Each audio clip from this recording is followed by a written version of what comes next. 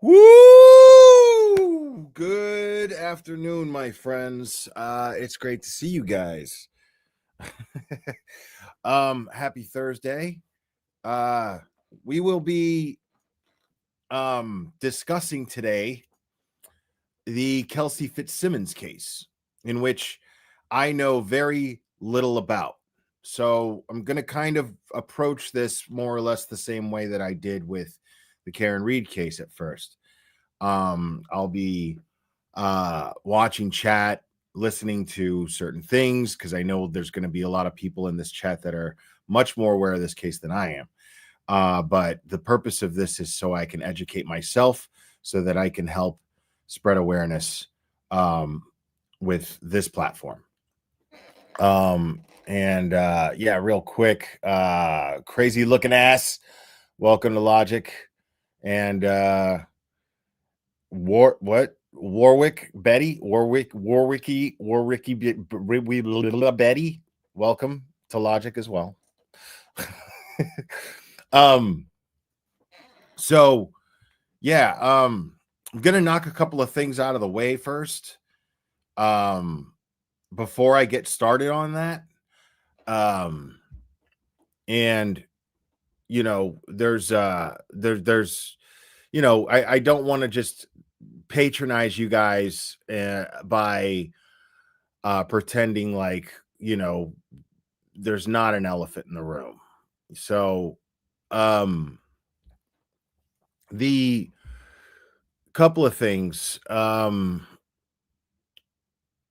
Crawford stuff, I said what I said. I stand by it. Kiss my balls if you don't like it. That's how I feel about that. Now, a lot of you are wondering why I put some videos on members only, some of the live streams I did on members only. Now, as far as that goes, the reason why I'm doing that is because I don't necessarily like doing petty streams unless it's someone who has just been a complete and total fucking shit bag. Crawford hasn't really done anything except for just be really, really fake and phony, and show that he doesn't really give a fuck about the community.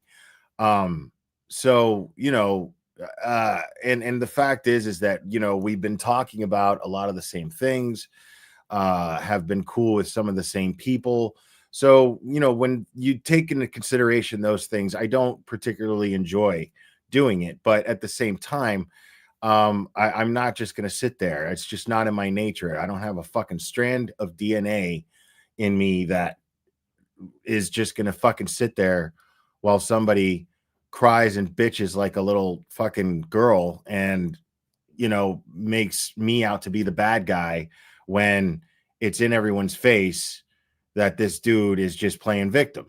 And I can't stand people like that's like my biggest pet peeve is people who like play victim when they're fucking being shitty.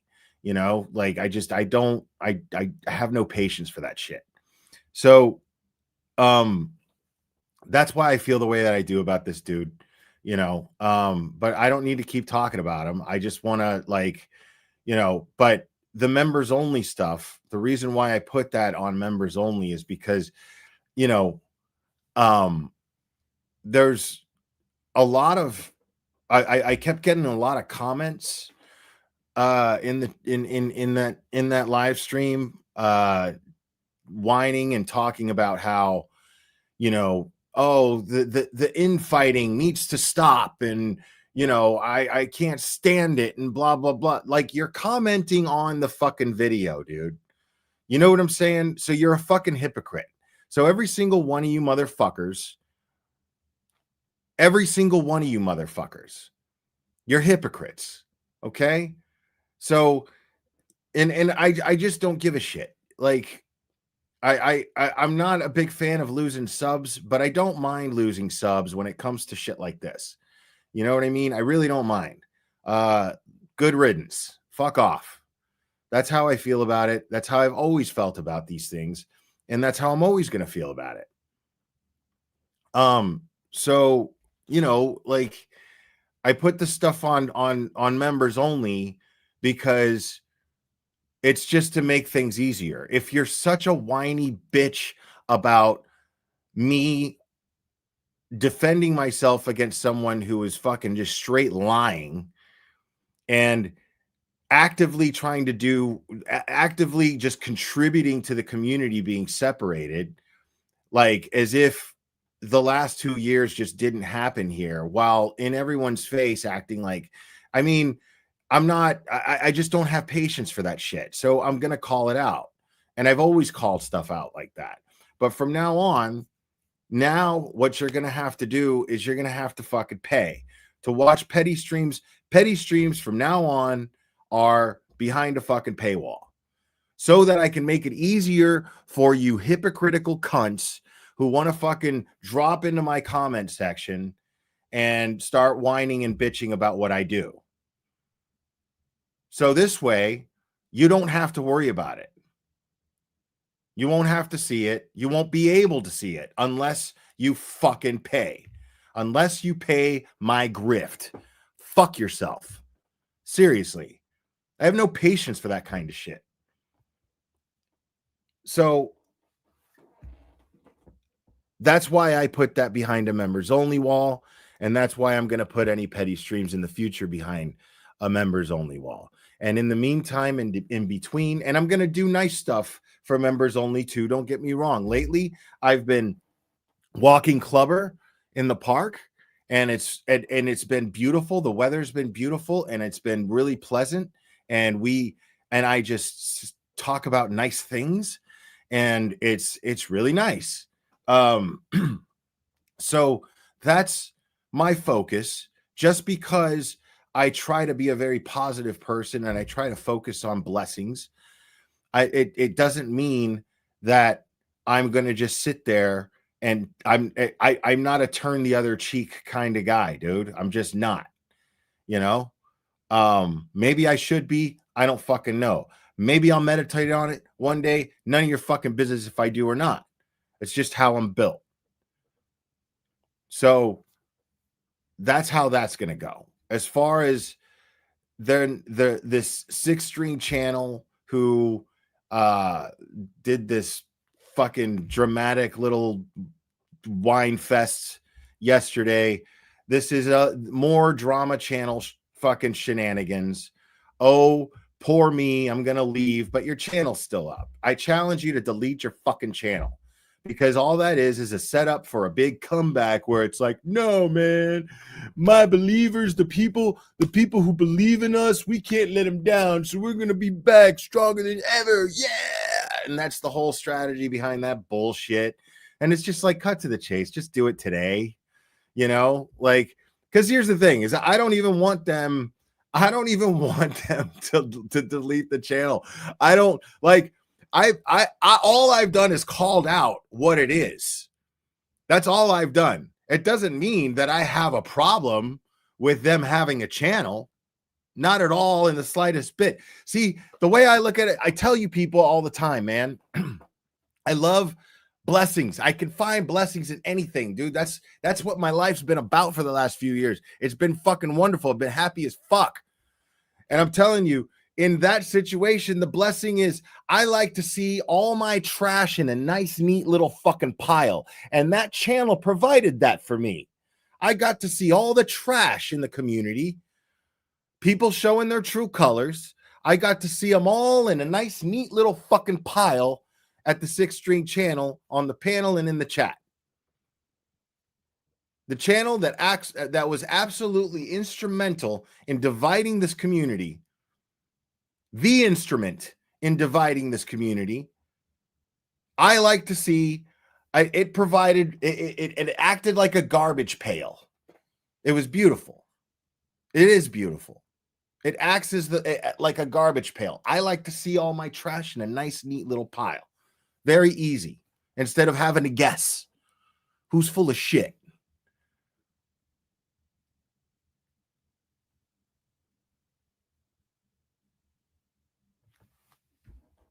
Jackie Atkins, thank you so much for becoming a member.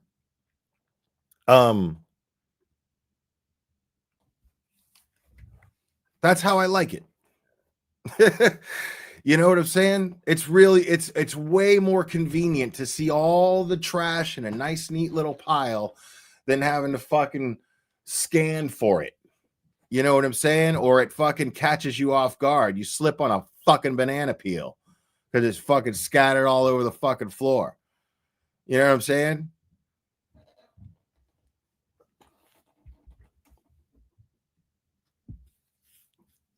So yeah, that's just it's a convenient blessing, very much so. Convenience is an understatement. So no, I don't want that channel to go anywhere. It serves a purpose. It's great. It's fucking great. I love that it exists. So that's how I feel about that. Yeah, from now on, those kind of streams will be members only, and that's it. You know, I mean, and you know, the whole, you know, I'm just glad that people are seeing, because that's what made me mad was the whole, you know, Dick Riders comment that was repeated like 3 fucking times. Like, you know, just a blatant, just the dude lost his shit because he couldn't stand someone talking about him, jumps on Turtle Boys in the heat of everything, and then showed who he was, showed his ass. It's what he did. Like, there's no escaping that. There's no denying that. He showed his ass and let the community know exactly what he thinks of it. You know, I mean, I'm not the bad guy here. All I did was point it out. I didn't do it. So, I mean, you know, and I'm just going to really focus on the community that I have and am very grateful for. I'm just simply going to do that. I have been much happier. I've been consistently going to the gym. I've been eating healthy. I feel 100 times better than I did 2 weeks ago. 100 times better than I did two fucking weeks ago. Right now I do. And I'm in pain. That's the funny part. That's the irony. Like I it's a 4-mile round trip for the gym, and I've been going and it feels great, but what I underestimated, because I was so focused on like, is my knee ready for this? Is my knee ready for me to get right back into this shit? Right. And what I didn't consider is that being laid up this whole time also like made my feet pretty tender. And my feet weren't ready to just dive in and get right back into what I was doing right before I busted my knee. And so, yeah, my dogs are barking. Let's just put it that way. But right now they feel fine. But last night I was dragging myself 2 miles from the gym, and it was yeah. But then I made myself like this chicken and rice thing, man. It was so good, so fucking good. It made it all worth it, you know. So yeah, but yeah, so that's all I got to say about all that. Nothing but positivity moving forward here, folks. Nothing but awareness spreading. That's what we're doing here. We got Turtle Boys to free, and it looks like we got some KELSEY FITZSIMMONS to free as well. So we're going to get into that. We're going to take a nosedive into that. But before we do... Oh, here we go. I think we got a Supercat. I think we got a super dad, super dad, super dad, super dad, dad, dad, dad, dad, dad. I think we got a super dad. How dare you? Brooklyn, I don't know if you're new here or not. Okay. I'm just gonna tell you this. I'm gonna tell you this like this because you super chatted, okay? And I'm really grateful. But I'm gonna word it like this, okay? I'm moving on to Kelsey FITZSIMMONS, okay? But it's because I want to, okay? Not because you said so, okay? Because I want to. I'm moving on to Kelsey McSimmons. I'm doing it because I want to, okay?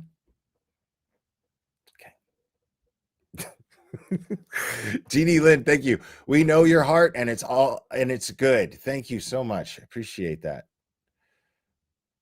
And Sticky Nikki 101. Okay. Sticky Nikki 101. Welcome to Logic.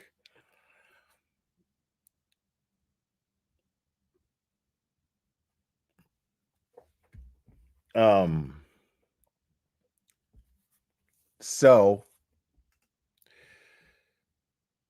let's watch this as an introduction. This is breaking news last night. An off-duty North Andover police officer was shot by another officer. And tonight, new details are emerging. Kelsey FITZSIMMONS was diagnosed with postpartum depression in March and had been off the job. Our Michael Rosenfield is live for us in North Andover. He's got the new developments. Michael, how is that officer doing tonight?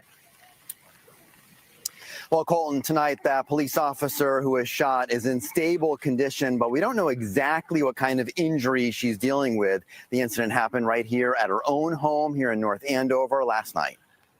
3 North Andover police officers were attempting to serve a restraining order on one of their fellow officers, Kelsey FITZSIMMONS, Monday evening. They showed up at her home just after 6 p.m. When one of the officers was escorting Ms. FITZSIMMONS during the service of the court order, an armed confrontation took place. It's unclear what exactly happened, but one of the officers fired their weapon, hitting FITZSIMMONS once. She's currently in stable condition. There are lots of pieces to be put together.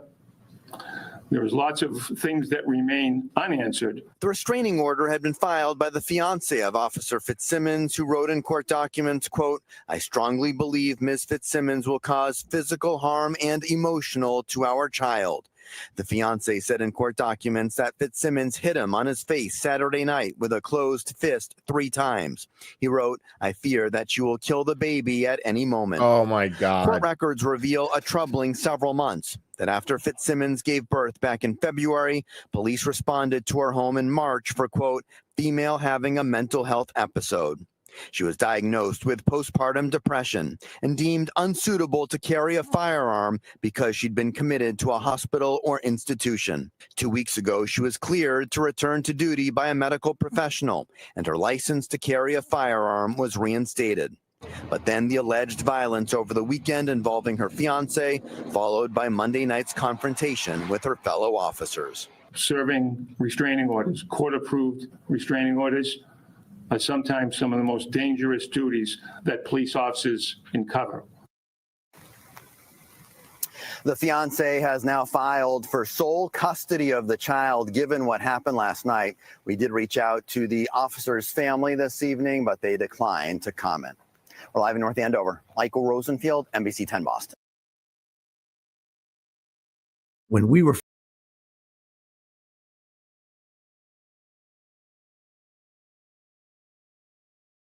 So that's from back in July. So yeah, that's real weird. What I'm gonna do now is I'm going to now I'm familiar with some of this stuff, but I've only heard some YouTubers kind of talking about it, and I'm usually interacting in chat or watching the chat, paying more attention to that than I am the YouTuber who's covering it most of the time. And I kind of do that on purpose because I'm like, I want to educate myself on this. I I don't want people to come to this. Like, for instance, I don't want people to come to my channel to be informed necessarily. But I also want to make sure that I don't give mis or disinformation ever. So, just in case people rely on me for information. But what I want people to watch me for is just my take on these things. That's basically what I do, is I just kind of give my commentary and opinions on what I'm seeing here. And I don't know enough to have formed an opinion on this just yet, but what we're gonna do here is I do want to know all the facts. That's definitely what I want to do before I form an opinion. And I know that the amazing Tim Bradle, who represents Aiden Turtle Boy, Mr. Media Carney, he is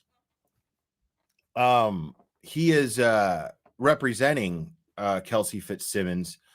And one thing that I know about Tim Bradle, having the pleasure of meeting him, hanging out socially with him, is he is genuinely passionate about Turtle Boy's case. Genuinely passionate about it. I don't imagine he would be taking this case on if he wasn't equally as passionate about it. He's just the kind of guy, in my opinion, that is that will take on a case and will pour his entire heart into it. Yeah, it's just I and I haven't read this yet, but I have a statement released by Tim Bradle, a press statement. I don't have a date. I'm sure this is July 17th. So this is pretty old. Most of you are already very familiar with this, but it starts out saying it is and Liz 88 just gifted a membership. Thank you so much, Liz 88.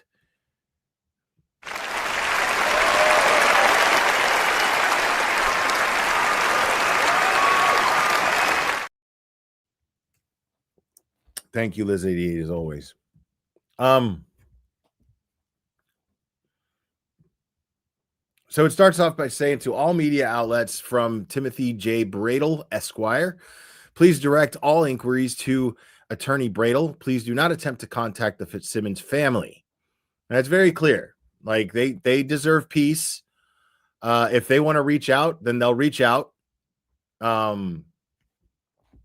And that's what I love about this community, because I came from a community where, and this is why I always had content, because I always called out shitty fucking people. And I came from a community, Cherry knows this. Cherry and I were actually laughing about this yesterday. But we came from a community that was like, just, I mean, it was just littered with notoriously shitty people who wanted to use a crime case to spin drama for content for their channel. Yeah.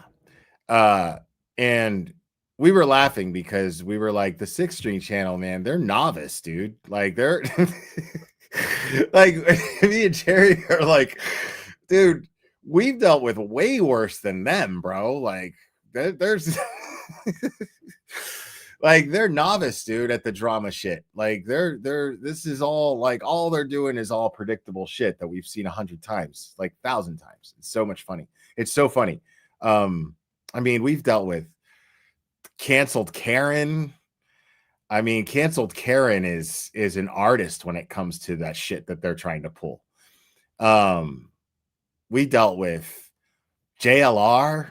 We've dealt with Ryan Upchurch. We've dealt with, I mean, come on. Like, this is You know what I mean? Like, yeah. This is a joke to us. So yeah, I mean, and this is what they would do.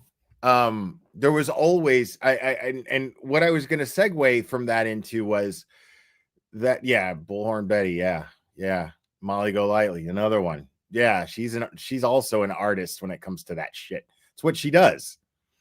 Like, she made crazy amounts of money exploiting cases, exploiting victims, crazy amounts of money. And you know, like, there's always somebody in that community who's going to do exactly the opposite of what that statement says in bold lettering, which is, I'll read it again. Please direct all inquiries to Attorney Bradel. Please do not attempt to contact the Fitzsimmons family. Now, there were so many people that would just see that as, I'm going to go do that because who cares? You know, like, it's going to just draw views. So who gives a fuck if it's ethical or not? Who gives a fuck how it makes them feel? See, this community already knows that that's shitty as fuck. Somebody's going to get fucking virtually fucking hung in the square. Virtually speaking, hung in the square if they go and start fucking with the Fitzsimmons family. Anybody. Doesn't matter who it is. Like, that is the difference between the community that I left and this community. And that is why I was so like, people, keep an eye out. This is the shit. This is when that shit happens. This is poison. Poison in every community. Poison. So, I'm really grateful that we have a community that it wouldn't even occur to somebody to do that, because they know goddamn well that they'll get virtually hung right in the middle of the square.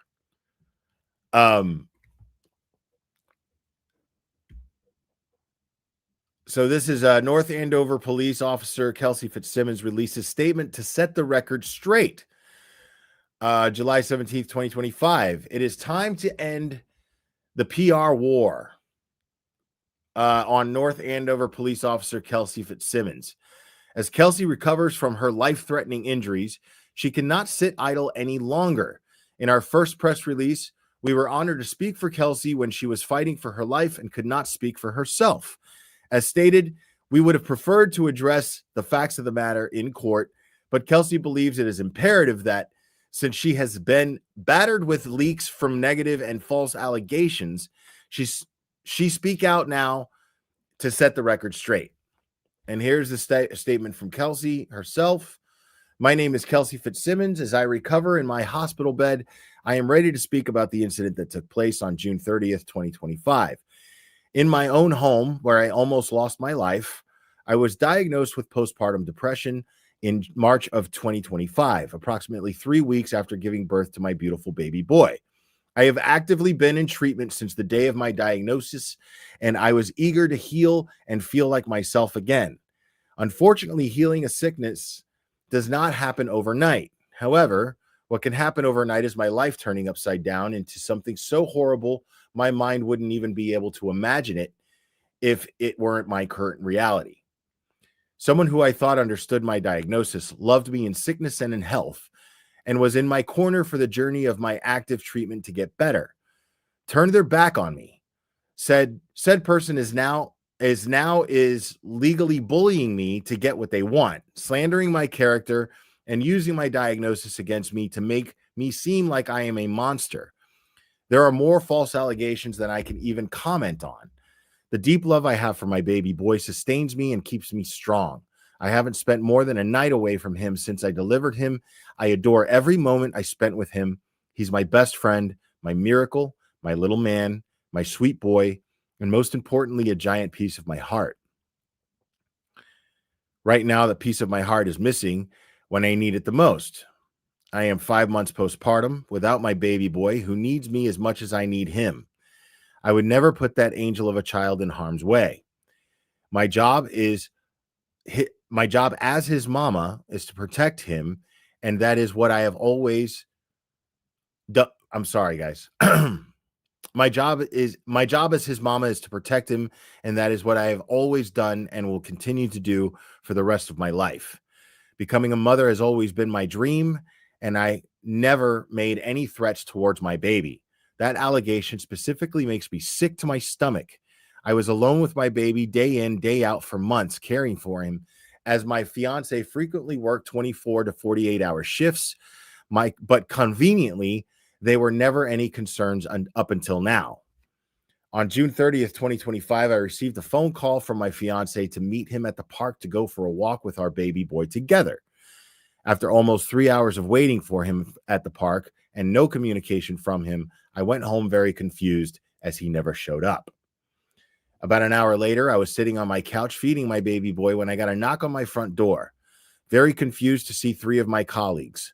I open the door and I am told the following: your fiance has filed a restraining order against you. He will be taking your son away with no contact allowed. Your firearms license that was just returned is gone again. And oh yeah, that career you worked so hard for and love that you were just cleared to return to, that will be taken away too. Jesus Christ. Following this interaction, I packed bags containing baby food, clothes, diapers, toys, etc. for my son to be taken away from me. I passed my son off to a fellow police officer and I went into my bedroom. In that horrible moment, I didn't want to live after my whole world was turned upside down in the matter of a 10-second conversation due to someone alleging horrible, untrue things. We have a broken legal system where someone can walk into a courthouse, write anything that self-serves them on an affidavit, and as a result, a brand new mother suffering with postpartum depression gets her baby taken away.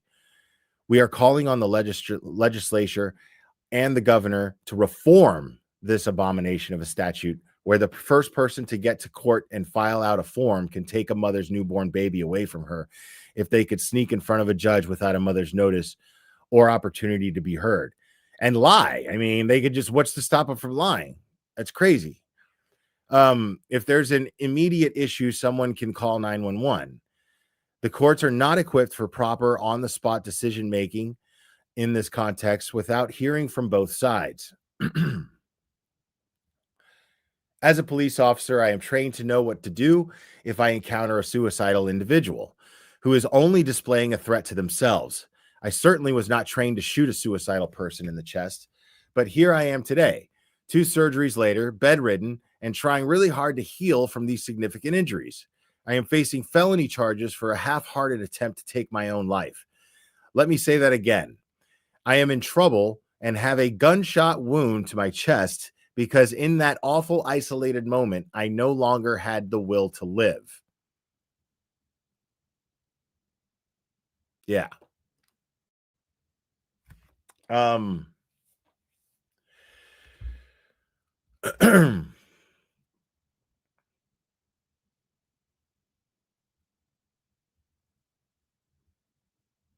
Yeah, I mean, I feel like every time I need to know more details about that. I want to see fucking body cam footage is what I want to see.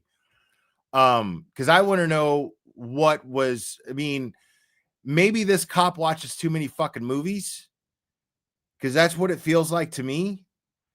And okay, if I take her out on the shoulder, then she won't be able to lift the gun to herself.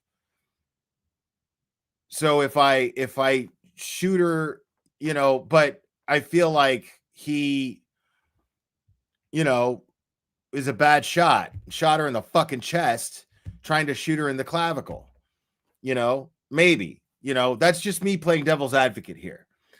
Because I can't imagine why this person would shoot someone who's suicidal in the chest. Other than that is the only logical explanation that I can come up with. And it's still not logical. It's still not, that's a stupid fucking thing to do. I just don't give a fuck. It doesn't take police training to know that that's fucking movie bullshit that somebody tried there.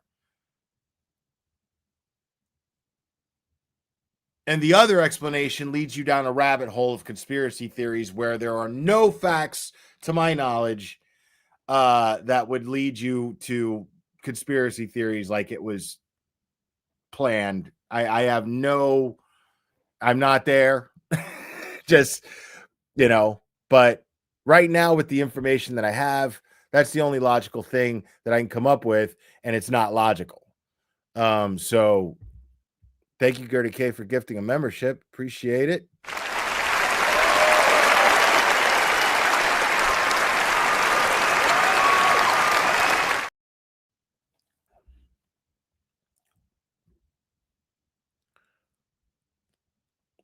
I'm going to continue here. I never pointed my firearm at the officer, and that's in bold print here. That officer was not just a colleague, he was my friend. That officer and I experienced a very difficult and sad call for service together last summer. That call for service that day was a true tragedy and caused this officer and I to build a friendship due to experiencing it together. We entered the home and walked into something no human being should ever see, a murder-suicide scene with a mother and her infant. Jesus. As a rookie police officer, this was devastating to me. At the time, I was 20 weeks pregnant. The officer that shot me experienced this call with me. Jesus, what the fuck? To this day, his support during that hard time is something I am still grateful for, regardless of this recent incident that occurred. This traumatic murder-suicide call was the catalyst for my mental health complications. As a police officer myself, I would never even think to intentionally hurt another police officer. I see everyone in uniform as my brothers and sisters. I especially would never hurt my friend who has a loving wife and children. I just would never. My firearm was never pointed in any direction other than my temple. When I pulled the trigger, my gun did not fire. However, I immediately got shot in the chest by my colleague and friend. I am extremely grateful for two things: that God protected me from my attempt to taking my own life and protected me by millimeters from dying from that gunshot wound to my chest. I will survive and thrive.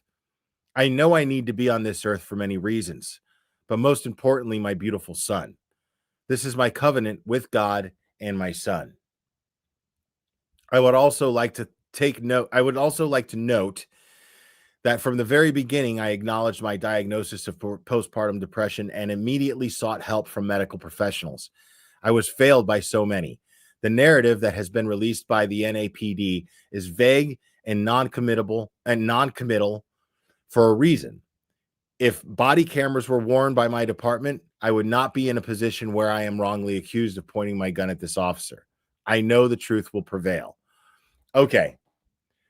So, yeah, I'm more convinced than ever then that's what what the reason was that he shot her in the chest. Right now, as of right now, I'm not saying that my mind's not going to change. This is my first time really diving into this. But this statement from her puts so much into context. And we now know that there is no body cam footage. Here I am thinking that it's just a matter of time for it to get released. But she's stating that there is no body cam footage in this statement. It's a very informative statement. So I'm really, really grateful to her for releasing that. And I really felt it. I really did. And this part before the end really, really hit home with me. Because, and I'm going to get a little spiritual here.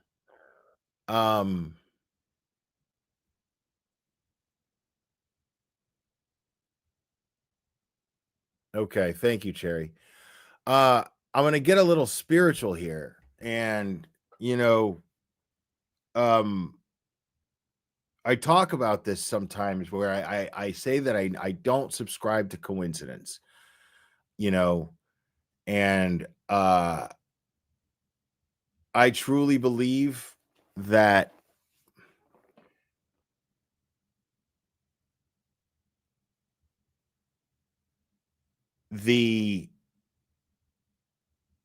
not only the fact that she is surviving a gunshot wound to the chest and I believe a collapsed lung, right?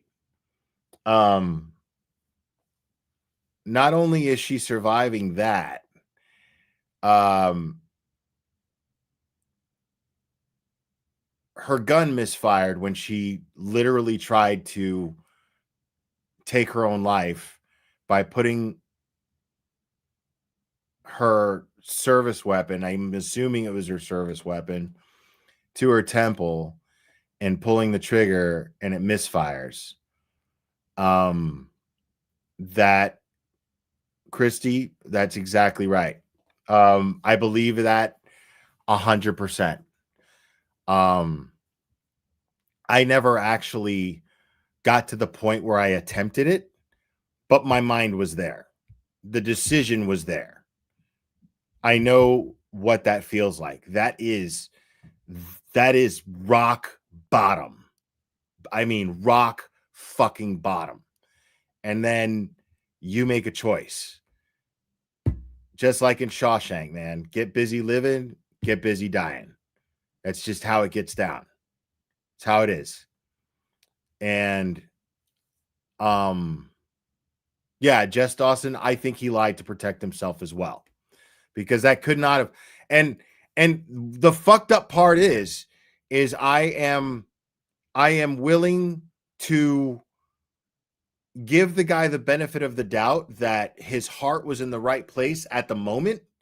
He acted desperately, didn't know what else to do. The gun misfired. He saw an opportunity to take out her shoulder, so she dropped the gun and didn't aim isn't as good of a shot as he wanted to be. It wasn't the right thing to do, but it probably saved her life.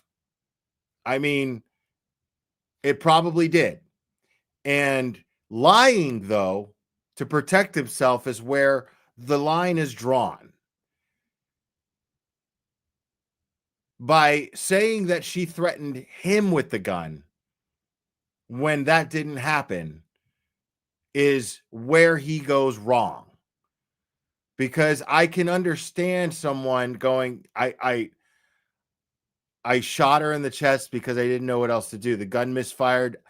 All she had to do was pull the trigger one more time. I acted on instinct, and I aimed for her shoulder, and I got her in the chest. And that's how this happened. And I shouldn't have done that. And, but I didn't know what else to do. Like, that's all it would have taken. Because the thing is the way that she describes their friendship. I mean, she didn't say that they developed an acquaintance. She says that they developed a strong bond on the job. Two cops that had to walk in on a murder suicide of a mother and an infant, and she's 20 weeks pregnant when she sees this. And they bonded over this. This isn't a guy who's gonna just fucking be like, oh, let me just fucking shoot her in the chest. You know what I mean? Like, it doesn't track. It just doesn't track.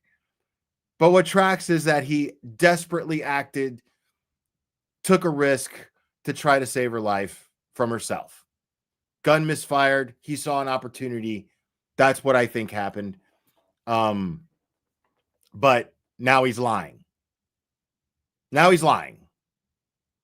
And that cancels that all that cancels all that other shit out. You know what I'm saying? Like, she can't even see her baby right now. Because this dude is saying, hey, she pointed a gun at me, and that's why I shot her. So she can't even see her own baby right now. And obviously, we're dealing with an issue where in Massachusetts, for some reason, any asshole can get a restraining order on somebody on bogus bullshit. You know what I mean? Like, we've seen this 100 times following Turtle Boy's case the last 2 years. We've just seen this. You know what I mean? So, I mean, this dude can just roll up in there and just weaponize the law to take her baby away from her. Now, I don't know anything about this dude, and I don't know what their life was like behind closed doors. You know, I mean, listen, one thing I've learned is following crime cases, and it's something I already knew too. You know what I mean? Like, I was just never one of these fucking people, but people act like the victims in these situations are always fucking saints.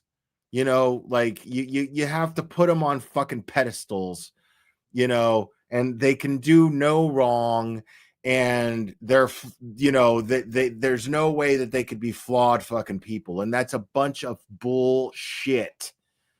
Okay, now I'm not saying that Kelsey Fitzsimmons is not a fucking angel and a saint, and that this dude isn't fucking lying his ass off.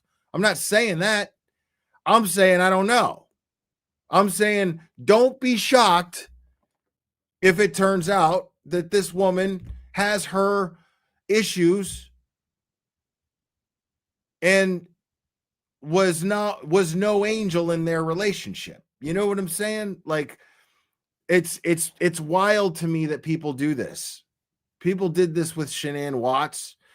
Yeah, she was a victim, man, but you can see that she was not happy. You know what I'm saying? Like, what's wrong with pointing that out? There are, these people who we fight for. It's because what's happening to them isn't right. There's no need to idolize them. It's very bizarre to do that, in my opinion. And it doesn't help them. It does nothing for them. Welcome to Logic, William Swift. Appreciate it, buddy. It doesn't do anything for them. The best thing that you can do for these people is think objectively. Focus on the facts and think critically and objectively. That is the best thing that you could possibly do. That's how you can do these people favors. Focus on the wrong that's being done to them and not, what their wardrobe is, and fucking, whether or not they get along with their parents, or, it's, who was their boyfriend in high school, and that kind of shit. Like that stuff is all just distracting, man. So just, like there are a couple, they obviously had their problems. We don't need to worry about what kind of problems they had. You know what I'm saying? There's no evidence that she ever did anything to hurt her baby or threaten her baby in any way, shape, or form. She was diagnosed with postpartum depression. Postpartum depression, I mean, depending on the severity of it, could make you suicidal. And they're coming in to take her baby away.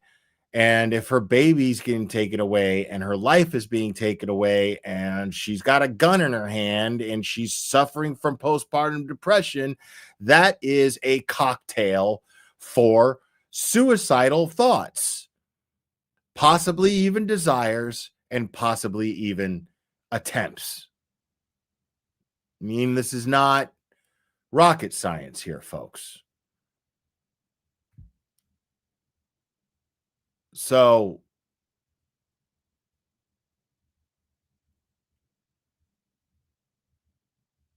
I'm guessing where we're at right now, the goal is to get Kelsey out of jail. She's in jail right now, right? She's in jail right now. I'm guessing how many motions were filed and how many were denied. Is there any footage of Kelsey Fitzsimmons in court? I want to see this judge. This is actually not that complicated of a case to catch yourself up on. This is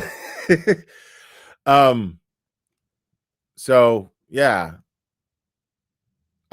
This is a walk in the park in comparison to absorbing the information involved in the Karen Reed case. And Turtle Boy, shit. And then both of them, fuck. There's not a lot of there's not a lot of facts to there's just audio. Okay, there's just audio. See, this is why I titled it what I did. You guys are schooling me on the Kelsey Fitzsimmons case. I'm just starting on this. And there's a lot of great channels that I know have been covering it. Melanie Little, of course, has been fucking kicking ass doing it. Young Jerks has been doing it. Justice Serve TV, Linda and Michael, they're amazing. They've been covering it. I think Defense Diaries podcast started covering it. The Matas, amazing. So there's a lot of really, really good creators out there that are covering it. Turtle Boy can't cover it for the conflict of interest involved, seeing as they have him and Kelsey have the same attorney. So he can't really get into it.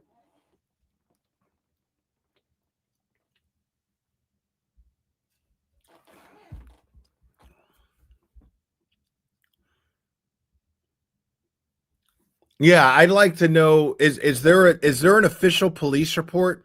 I'd like to read that in contrast to Kelsey Fitzsimmons' press statement. Is there a police report, an incident report that I can go over, available to the public?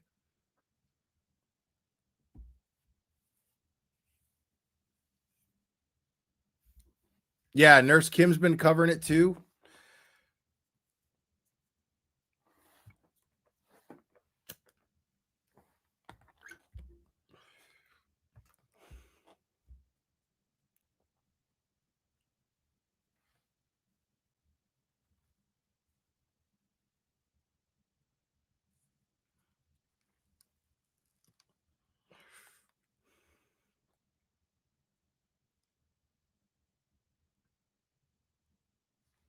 I appreciate y'all being here, man. My McLeans can always count on you guys.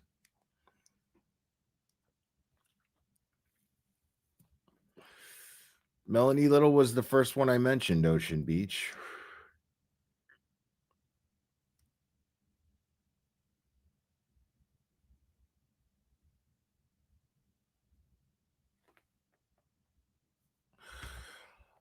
Never, ever, Brooklyn.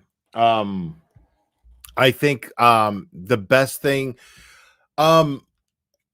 it now actually no. There are exceptions. I think that it's bad when you have a community that's not like this covering cases like this or covering missing persons cases. When you have a community like this that is like the general consensus is an interest in justice, a true interest and desire for justice, not just drama, not just entertainment, a true desire. And Mazza did the fundraiser. Yes, of course. A true desire for justice. When you have a community that's just about drama and bullshit, then it can muddy the waters for sure, especially in missing persons cases. It's something that I've been skating uphill for years, trying to fight that shit.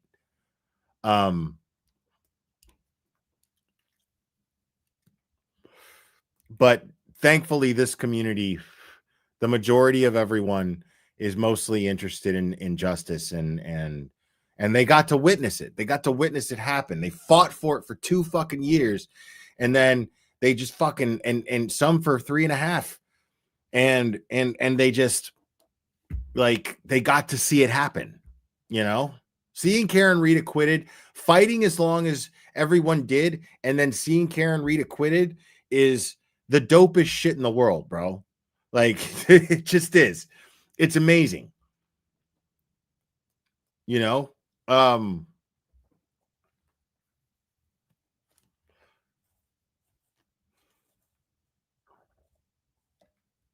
So yeah, man. So everyone with that true desire for justice, and when your freedom is on the line, when your freedom of speech, your civil rights are in question, everyone's is, then you're just naturally going to think critically, and you're going to look at the facts, and you're going to stick to the facts, and you're going to be rational. And this community overall has done that. I mean, dude, the boots on the ground people, best example ever of anybody, because the boots on the ground people were out there all the time, and never ever acted out, never ever caught, started any shit. It was only the outsiders that would show up, that tried, and nobody fed into it. Everyone was like, nope, we're here to do something. This is not going to happen. Fucking Dolly Vision showing up out there twice, failing both times, sitting there looking like a homeless guy sitting in the corner by himself. That was because everybody boots on the ground just ignored him. JLR showed up. Turtle Boy just laughed at his shoes. I mean, yeah, it's just that is this community. That is this community. That other shit doesn't touch us. We don't let it.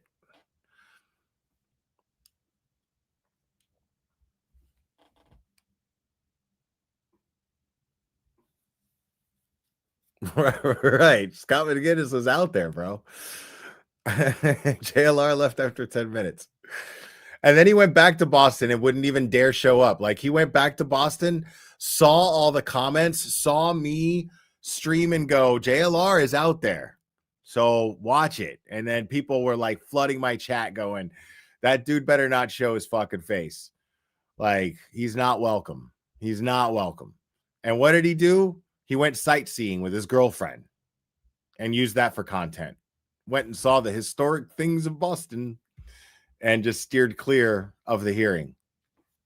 And there was a hearing and he didn't even go. Went to Boston for it. And you guys were like, nah, dude, you're not welcome.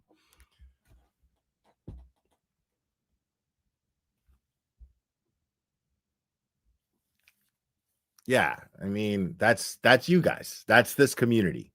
That's one of the fucking hundreds of reasons why I'm so proud to be part of it.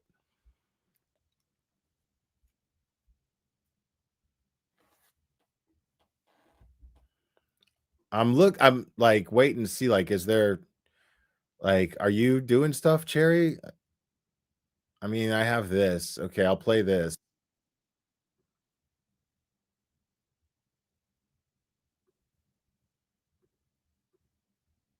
Like, I need more stuff to go over. After 6 p.m., 3 North Andover police officers went to 125 Phillips Brook Road in North Andover. The purpose of going there was to serve a court-approved restraining order. The subject of the restraining order was 28-year-old KELSEY FITZSIMMONs. Ms. FITZSIMMONs was an off-duty North Andover police officer. She has approximately a year and a half on the job here with NAPD. 3 North Andover police officers were on the scene, one of whom was a supervisor.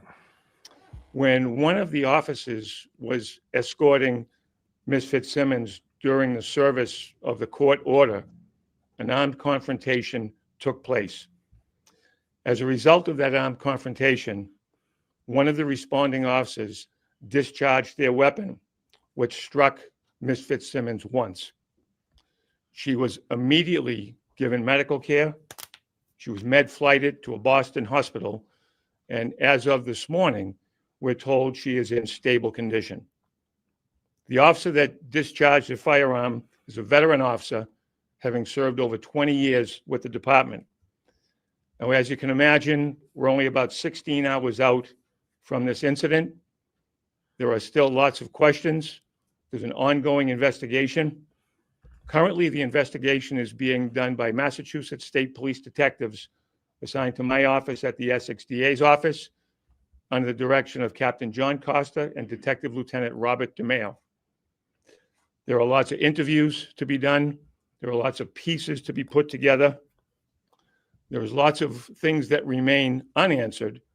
But for now, we want to make sure that the people of North Andover and across the Commonwealth know as much as we can give out at this time, being as transparent as we can. Last evening, shortly after 6 p.m., 3 North Andover police officers. Okay. And the award for stupidest fucking question ever asked on this channel goes to Wade Barbell.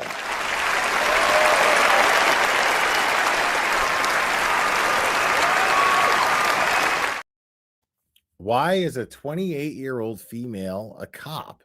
That's wild. How is that wild? What's wild about that? Like, what's wild about that? I'm going to give you a chance to respond. Because I think you're just trolling. I think you're just a fucking dumb troll. Like, not even a good one.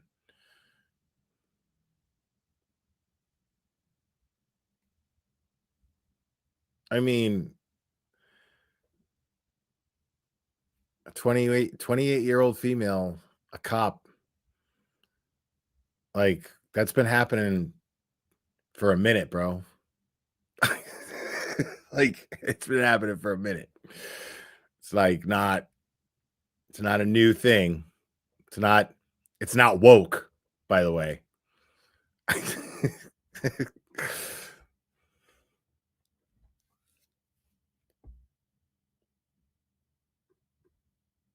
Let's see. Women are usually unstable. She is only 110 pounds and can't wrestle a full-grown man. Don't accuse me of trolling. Okay, I won't. Then I'll just accuse you of being fucking retarded. So I'll explain. A cop has to go through training, and if they could pass their training, well, then they're ready to go out on the street and be cops. There's something called backup. Obviously, if she has to find a 6'5", 400-pound dude who's high on meth and is going crazy, PCP or whatever, she's going to call for backup. That's what you do. I know what he said. I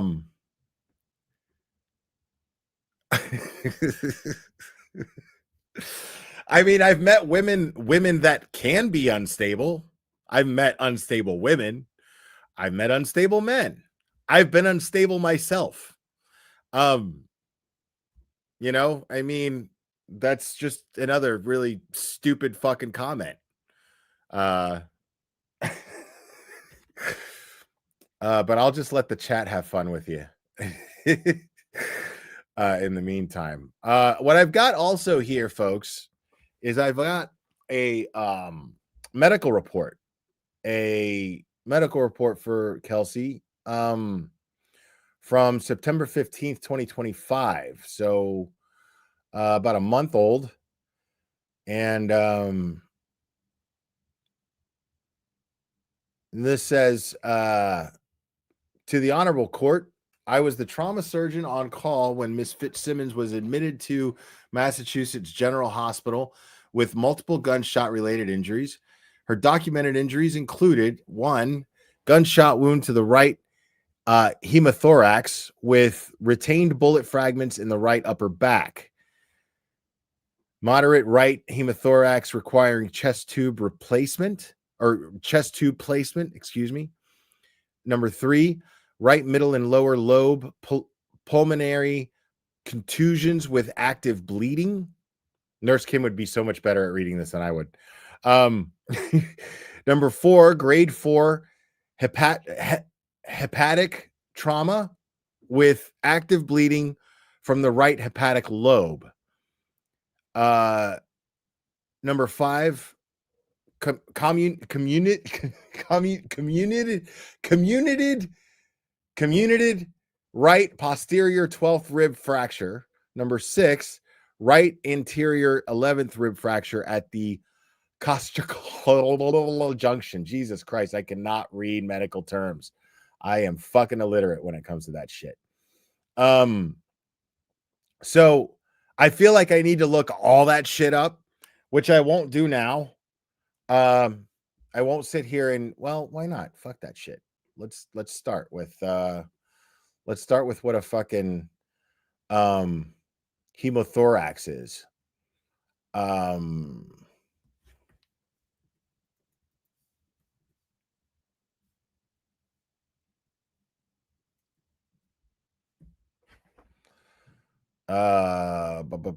Connected to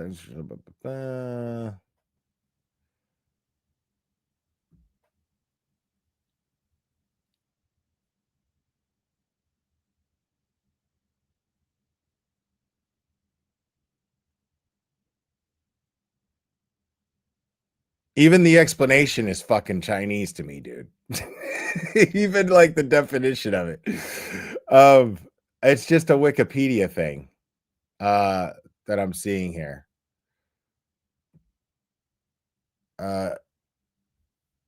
It's defined as a gene that encodes a homodomain transcription factor essential for the development of Drosophila appendages and mediates the DAR fate in response to WG and IRO-C signaling pathways. It is specifically expressed in R7 and R8 cells of the DRA and is crucial for maintaining the morphological characteristics and typical gene expression, because that made perfect sense to me.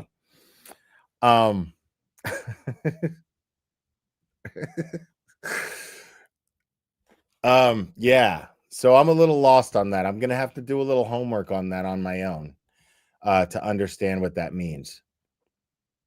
So it all sounds pretty serious. Her treatment course included multiple procedures, including chest tube replacement, percutaneous drainage of hepatic collection, and ERCP with biliary stent placement. Cherry, I fucking hate you for sending this to me because I can't fucking read it. None of those words mean jack shit to me. None of them mean anything. Let me see. Yeah, well, hemo meaning blood. I get that. Bleeding between the lung and chest cavity, essentially. Okay, well, thank you. See, that was fucking okay. Got it.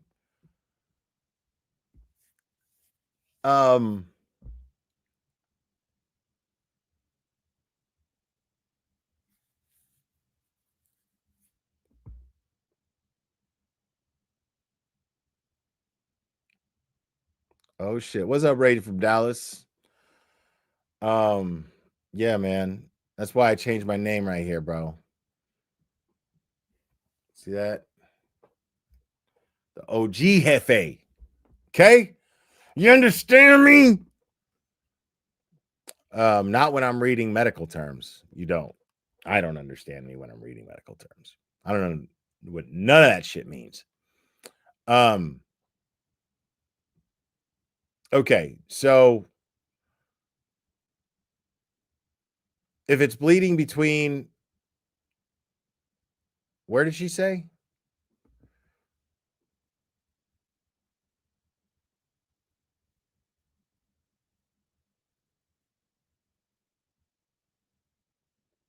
Bleeding between the lung and chest cavity. Okay, so if there's bleeding between them, and then they had to put a tube there, Jesus Christ. So yeah, that's sounds extremely painful to have to live with.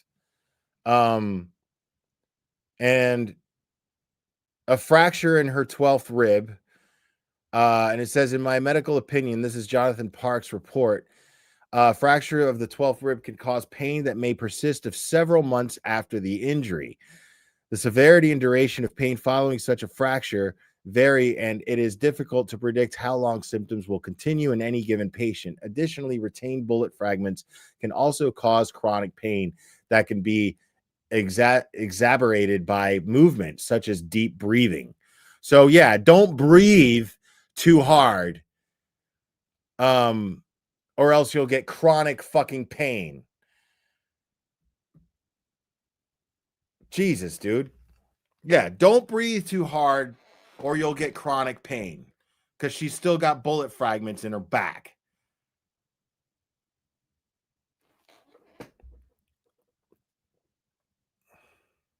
The thorax. I thought the thorax was a Dr. Seuss character.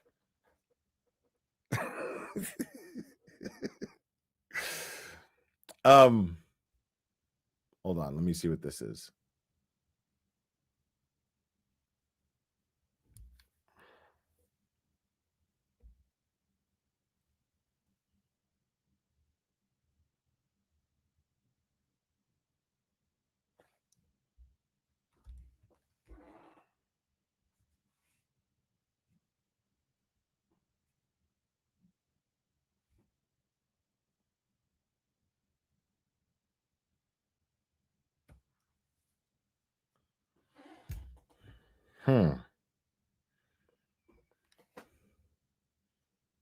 All right. Thank you, Cherry, for this. So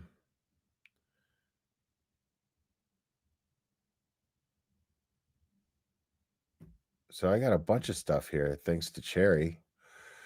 So I've got a suspension order from, what's the date on this? July 14th, 2025. So this is a month after the incident. So this is her suspension order. And it says here, I'll go ahead and share it.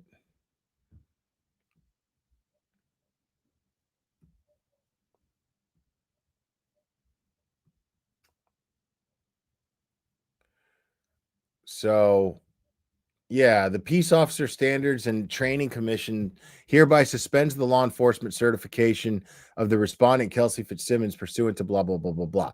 The commission has received sufficient evidence that the requiring the immediate suspension of respondent certification, the respondent suspension is effective immediately upon receipt of this order by either the respondent or the head of the respondent's law enforcement agency.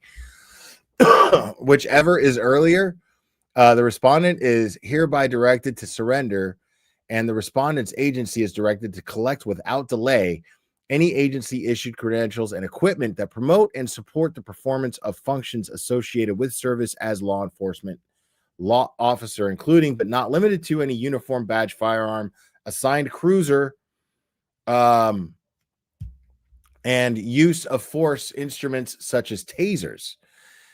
Blah, blah, blah, blah, blah. And that is the executive director, Enrique A. Zuniga. How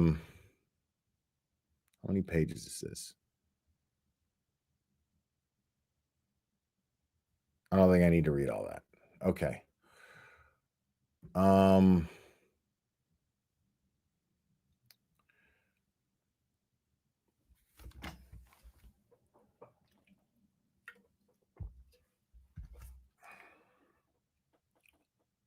Oh, Teresa.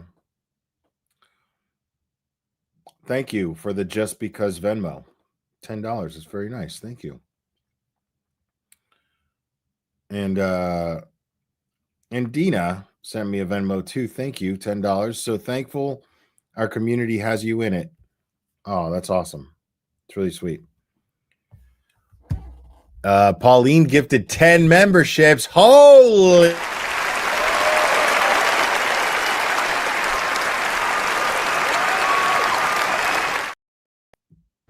This guy is unfucking believable. Fucking right, Chris Walken. Fucking right, Chris Walken.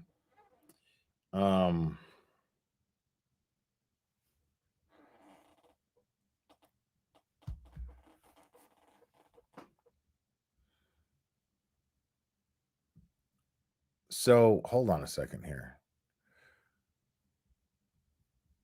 Okay.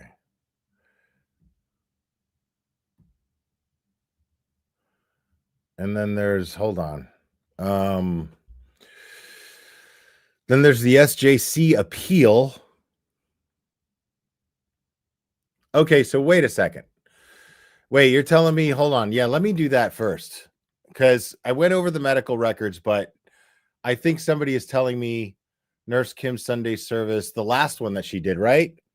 Jody 617, 3910. Okay, let's do that. Let's do that. Because I want Nurse Kim to explain it to me.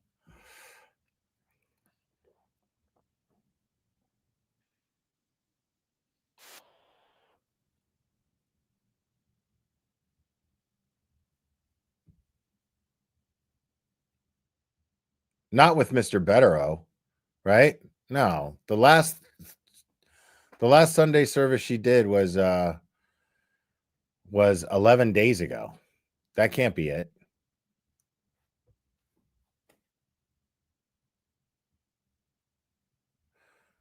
All right. So here's the rundown. Is it this one?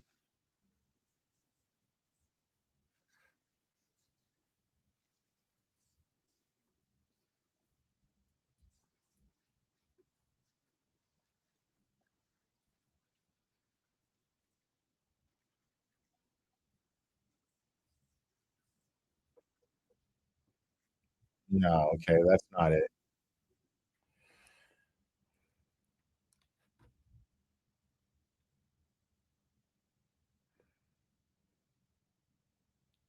Yeah, I mean, I don't see where the Sunday service is that she goes over that. Not with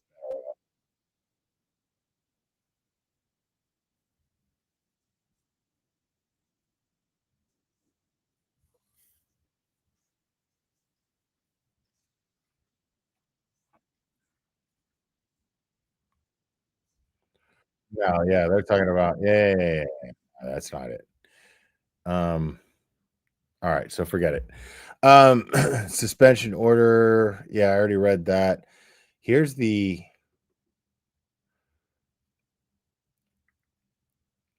hmm.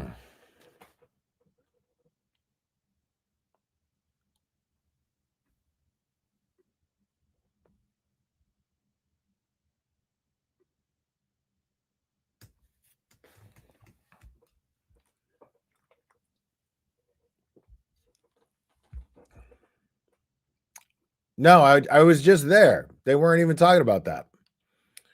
You said 39 minutes, 10 seconds. I mean, were they talking about all I want is the explanation for the medical shit. That's all I want. Like, I don't care about anything else right now. Like, I'm trying to go over the Kelsey Fitzsimmons stuff. I don't want to talk about the Karen Reed, John O'Keefe thing right now.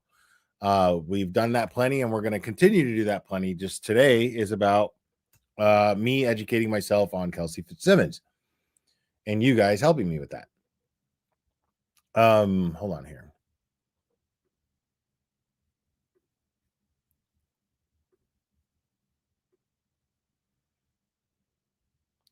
All right, so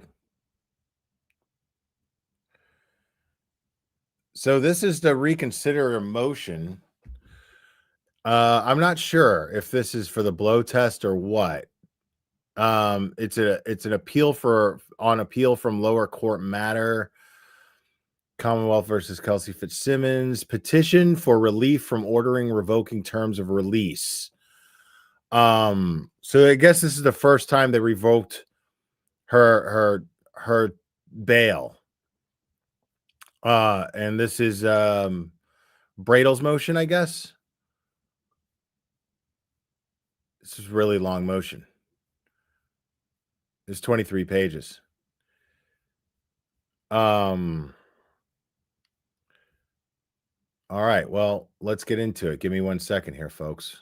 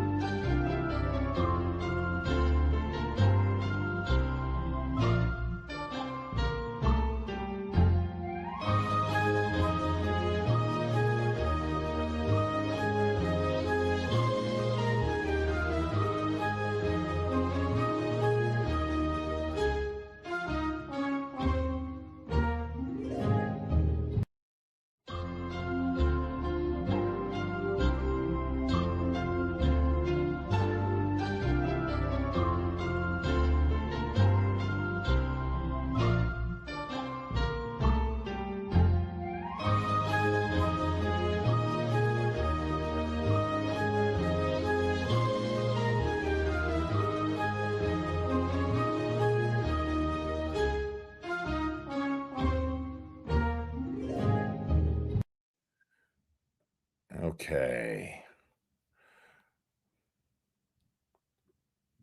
All right. So says here, Ms. Kelsey Fitzsimmons, the petitioner, a North Andover police officer and former corrections officer, was on release out of the Essex Superior Court, McCarthy, Neiman, blah, blah, blah, on pretrial conditions. Miss Fitzsimmons had come back to court on her own motion through counsel after she was unable to blow into a Scram alcohol monitoring device deeply enough to her sustaining a gunshot wound to her chest with attendant collapsed lung, broken ribs, diaphragm, and liver damage requiring 53 days in the hospital. Okay, so now that explains her injuries a lot better to me. Thank you, Timothy Bradle. So, yeah, this is super fucked up. So let me get this straight, because I know I'm way behind than the rest of you guys, but let me get this shit straight. So they revoked her bail, threw her in jail because she had a collapsed lung. Let me read that shit one more time. Because she had a collapsed lung, broken ribs, diaphragm, and liver damage requiring 53 days in the hospital. So because she couldn't efficiently blow, where the doctor said that deep breaths were going to cause her chronic pain. We just read that. So deep breaths are going to cause her chronic pain, and so they revoke her bail and throw her in jail, a police officer, like as if her service hasn't meant jack shit this entire time. And they throw her back in jail because she can't sufficiently blow into a breathalyzer.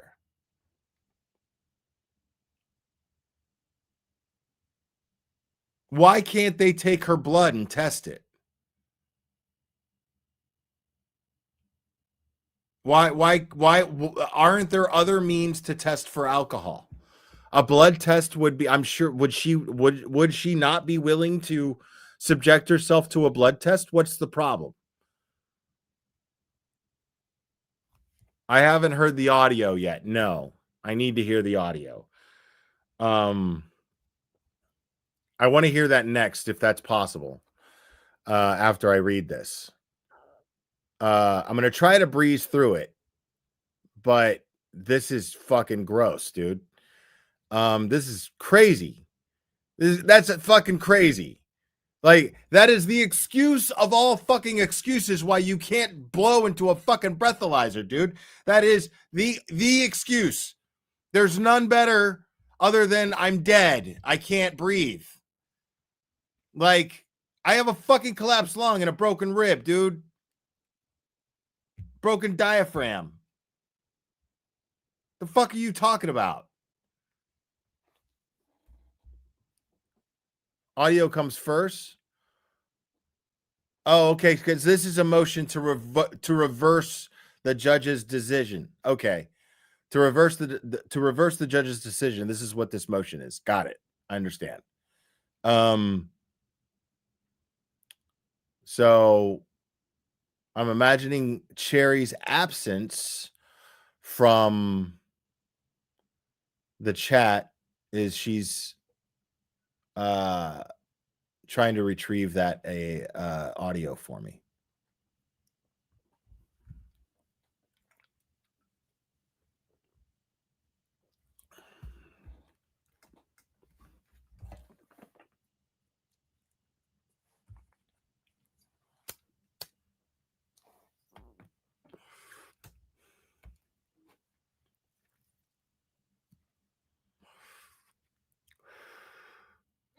You sent it? Okay.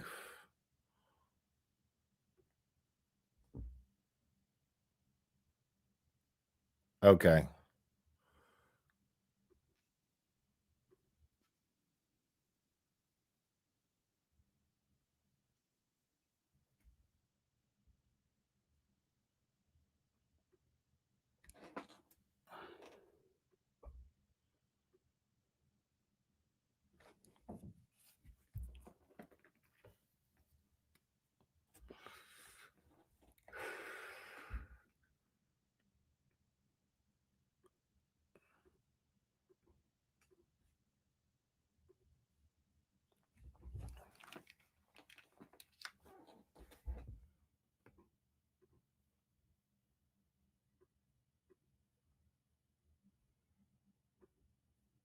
All right, good afternoon. Calling Commonwealth versus KELSEY FITZSIMMONS. This is docket number 2025-311 before the court in the defendant's motion. If the parties would please identify themselves for the record.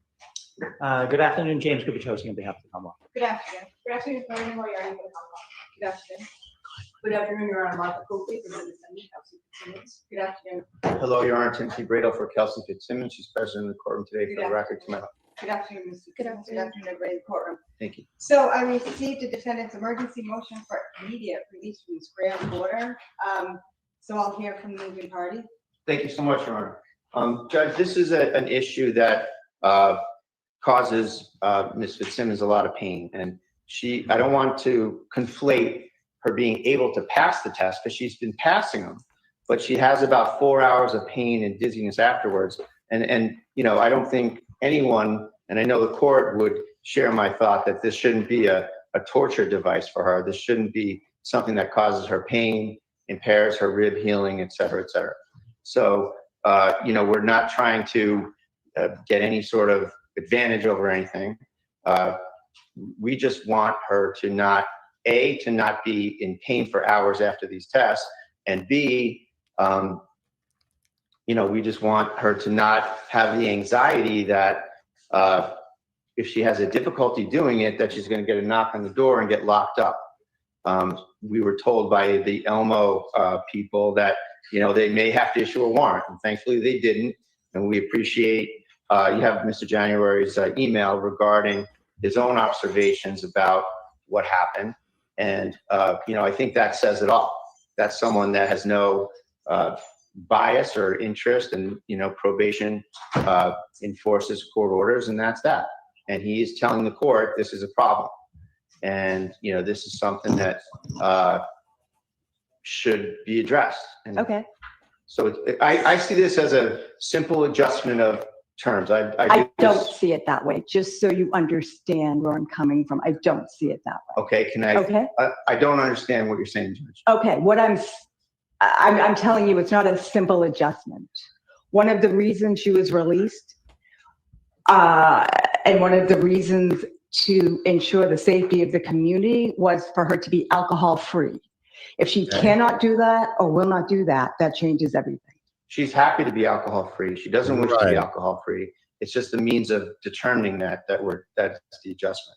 That's what I mean when I say this is an adjustment that. Well, a scram is what was ordered. Now, was she unable, when you said that there was a knock on the door, explain that to me. What happened? Judge, that we don't want to have a knock on the door. She's living in fear of there being a knock. Okay, so far she's like, this is a huge adjustment.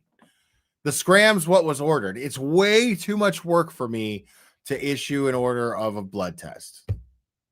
You know, like Timothy Bradle is already like saying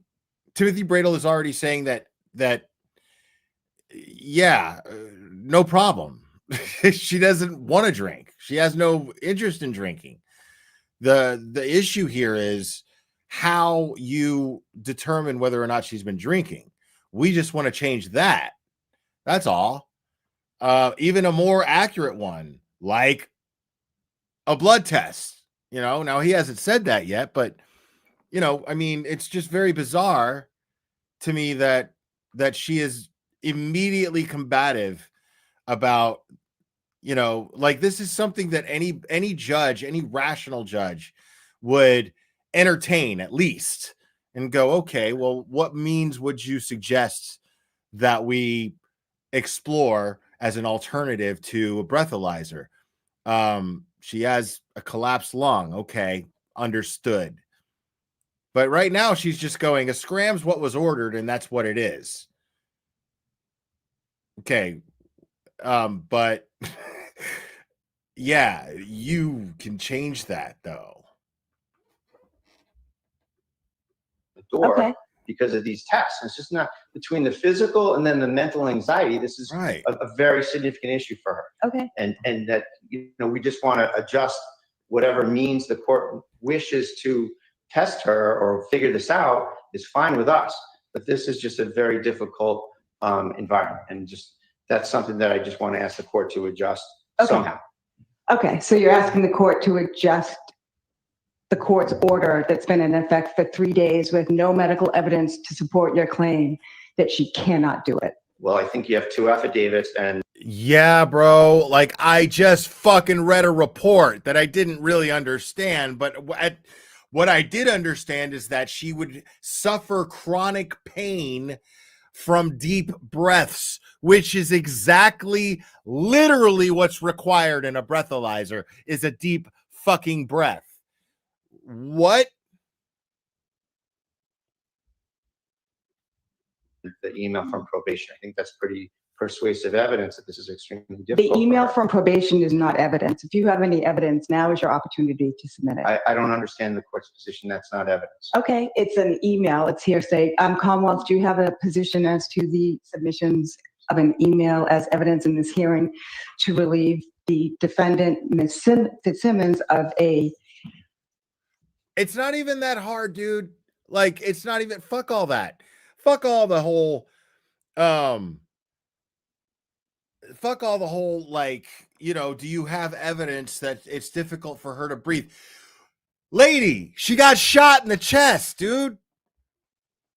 You gonna tell me that, I mean, like, isn't that enough for you to just bend a little bit? She got shot in the chest.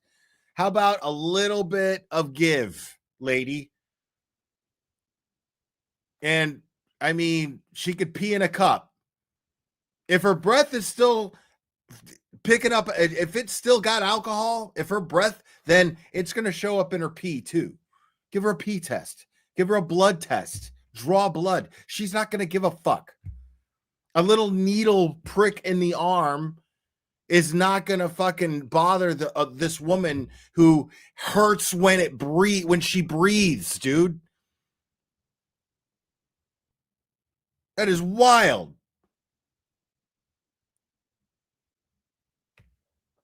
Yeah, no, you guys in the chat, you're telling me, man, like, this is fucking infuriating, dude. Like, there's no rational reason why this judge is being such a fucking pain in the balls. Condition that's been in effect for 3 days. I don't want to put anybody on the spot, but we have the person who sent that email here. Okay. So you have a burden, it's your motion. What do you want to do? The logic, Stephanie. Well, Judge, I don't think that is the court saying that papers and emails and affidavits are not sufficient? This is an email from a probation officer. The court gives that 0 weight. What? Well, then you have an Well, affidavit then what from do you Mr. have? Simmons and you have an affidavit from a Then, mother. lady, then what the fuck do you have probation officers fucking give reports for? If not to present in court? What the fuck are you talking about, lady? yo, what is the point of a probation officer filling out a report if not to memorialize something for the justice system, for the process, for due process, for the purpose of due process? That is exactly why any fucking officer of the entire criminal justice system has to memorialize their shit so that it ends up in a courtroom. The assumption that it's going to end up in a fucking courtroom one day. And there it is. There's the day it's supposed to end up in a fucking courtroom.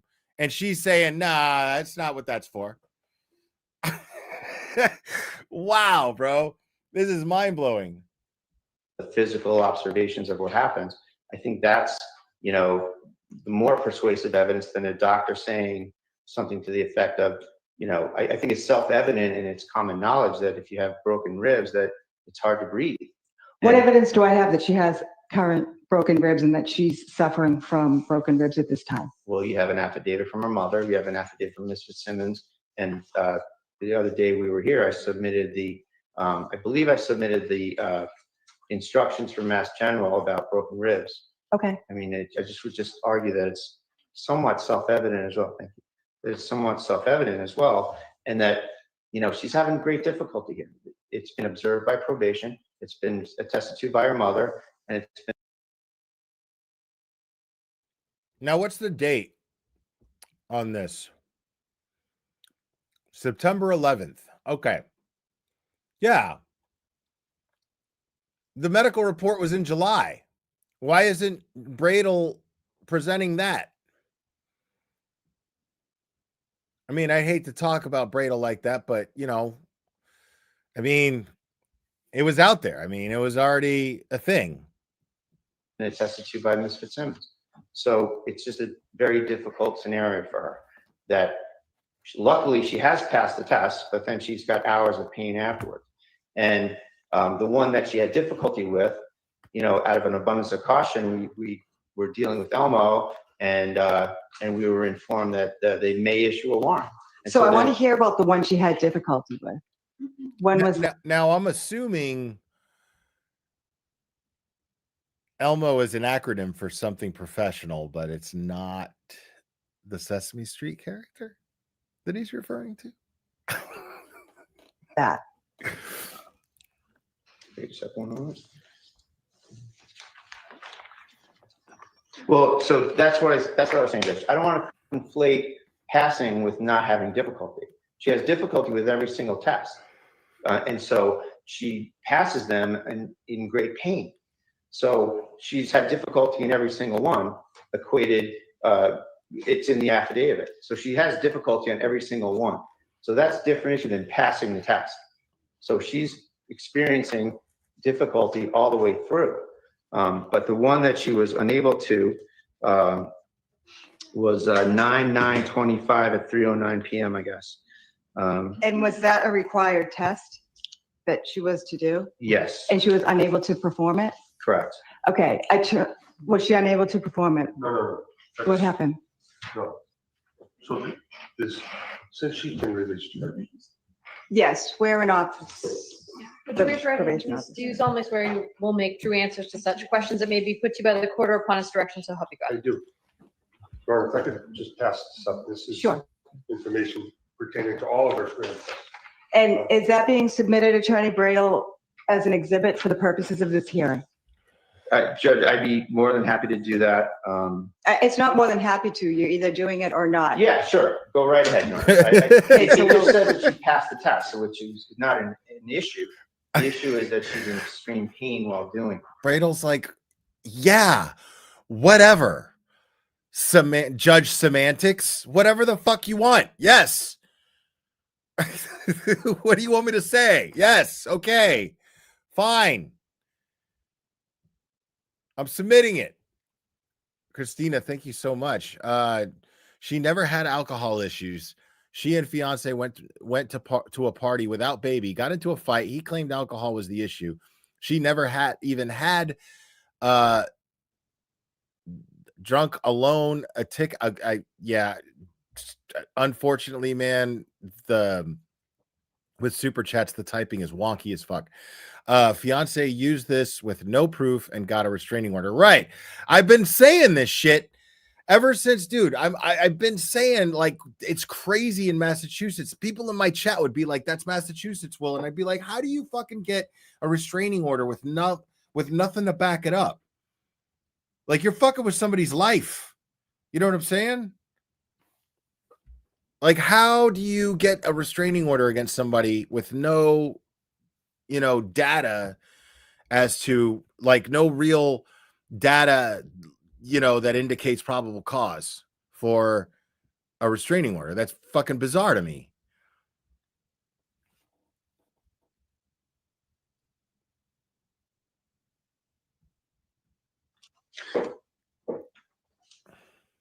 Whether she passes. them or Okay, not. so there's one, Officer January that says incomplete Yeah. at 9:10:25 at Yeah, 3. this is the game, dude, and it's a dirty one. Family court is dirty as fuck. And if this guy's diabolical enough, he's playing the long game.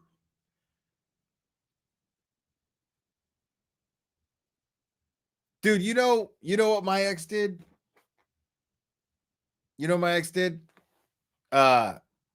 She called around to just about every attorney, right? Called around to just about every attorney because an attorney can't give consultation. I kept trying to get free consultations. And she had already called around to every attorney in my area. And they would say, "I can't give you a consultation because your ex had called us and got one. And so that's a conflict of interest if she decides to hire us." And I was like, wow, that's the kind of monster that I dealt with. That's just, yeah. So this is like, I'm smelling this shit a mile away. This guy's a fucking piece of shit. Like, he just is. No father that loves his child is ever going to keep a child away from the mother unless that mother was absolutely abusive. There's no way. Not during that time. Postpartum is postpartum. What you do when you love a child, then you have love and respect for the fact that that's that child's mother, dude. Period. That's just what you do. And so in those early stages, you be there. That's what you fucking do. You be there. If she's not fit or whatever, because she is suffering from postpartum, she's been diagnosed with it, then you have some fucking patience. You be a fucking man and you have some fucking patience and you just be there. Watch her. Help her. Help her get through it. Take care of the baby. Wake up in the middle of the night. Feed the baby. If she's nursing the baby, be close. There's no reason not to fucking do that. And by the sound of that press release from KELSEY, it sounded like she seems like the kind of person that would have been open to something like that. My point being is there's the reason why one of the main reasons, probably the main reason that this indicates to me that this man is a vindictive douchebag is because there are so many other options. The one I just explained being one of them, but there are so many other options that could have been explored that made what he did not necessary. Filing a restraining order, getting all this shit. There's no reason for that. How about reasoning with her and saying, "Hey, I don't think that you're in the condition," and this is just guessing if she is having problems and he feels like the baby might be in danger. There are ways to still protect her being the mother, because by protecting the mother, you're protecting the child. And so what he could have easily done is, I'm sure she has loving parents. She has a family. She seems like she comes from good stock. She's a cop, 28 years old. You know what I'm saying? Like, she seems like she comes from good stock. So why not explore the possibility of, hey, maybe the dad or maybe the your parents can take the baby for a little while, just for a couple nights, and then we'll go over and we'll see them, that way you could still bond. Like, I'll take you over there. We'll do it together. All kinds of it. I'm just exploring. I could sit here all fucking day and come up with scenarios that would have been perfectly logical and rational and empathetic alternatives to what he did. So that's what tells me that this guy fucking sucks.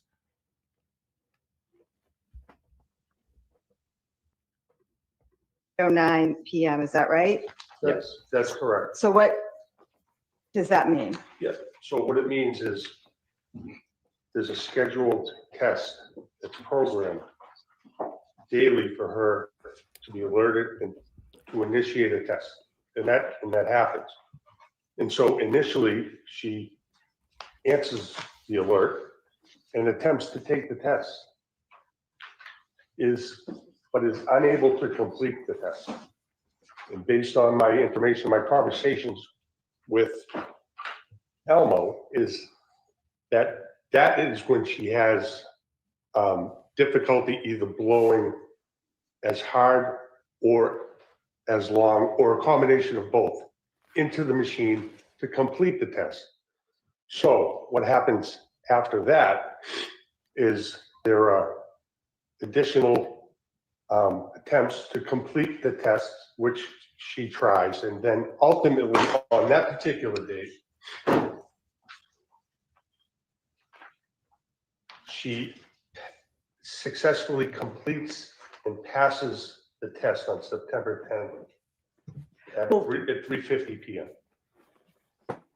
Okay, what I have in front of me is an incomplete test at 9:10:25 at 3:09 p.m. That's correct. And then if you just look And then right it above says that, passed at 9:10:25 at 9:30 a.m. okay, so you're looking, I'm referring to this the second document, it's multiple pages. I think if you just go up instead of the one above it, the Okay. incomplete is the. So it's 3:09, it's incomplete, and then at 3:50 she passed. That's correct. So that's a period of 40 minutes? That's correct.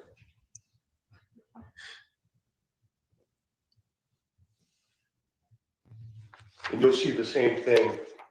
So the other one, which is September 9th, yes. September 9th. So what's Yeah, this at 3 prosecutor o'clock. doing? Like, But yo, fuck that prosecutor too, dude. Anybody hey, she's, the Commonwealth has no issue with coming up with another means for her to be able, all we care about is that she's not drinking. So whatever means necessary to prove that she's not drinking, then the Commonwealth is willing to go down whatever avenue we can all, meet at. Like, what's so fucking hard about that? Why is that so bad? So the prosecutor is on Kelsey's side. So he's even, wait a second. So you're telling me that the prosecutor is actually advocating for her? Oh, that's the probation officer. Okay. All right. Okay. Sorry, I got fucking lost as fuck right there. The test is initially incomplete. Okay. At 3:09, and then it's complete at Thank you, 4:21. guys. You guys are great. For 4:20, 4:21. So there were 2 times that she had an incomplete test. Is that Yes, correct? incomplete, and And what's the procedure of the probation department when somebody who has a condition of release to have scram and to pass the scram test in a very serious case if they're incomplete? And I have 2 incomplete tests and I was not made aware of either one of them. So my first job when we get an incomplete test is to gather more information. And so, which is what we do. And so in response to the incomplete test, we call Elmo, we gather the information, which is she answered the alert to take the test as scheduled. Unfortunately, she was unable to complete the test because she was unable to blow as long or as hard as needed to complete the test. So ultimately, at 4:20, she completes the scheduled test. There may be additional attempts in between, but ultimately she completes the test. So that's for a period of And so an hour and 20 minutes. Bro. that's correct. Now, dude, it's in so, conjunction to the I'm so glad I read everything that I read before listening to this, because God, that is so fucking infuriating, dude. That shit is infuriating to think about, the chronic pain that she had to go through after trying to complete those tests.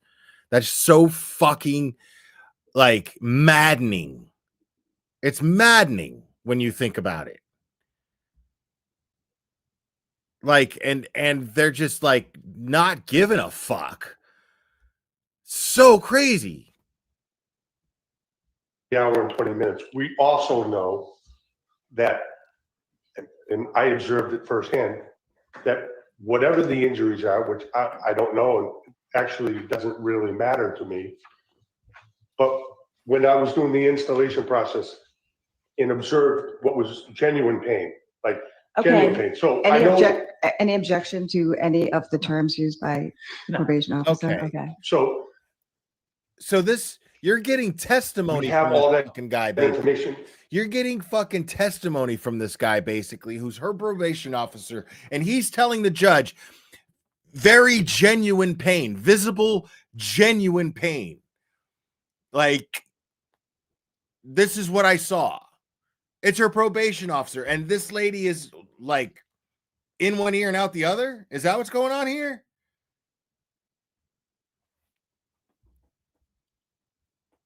Unreal. We don't deem that non-compliant. She's attempting to take the test, and she ultimately passes the test at 4:20. So with all of the information, that's not non-compliant.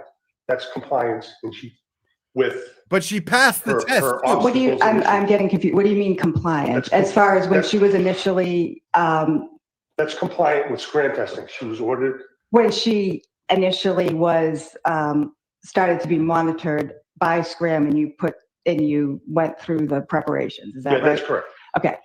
So when something is incomplete, you typically bring it to the attention of the court.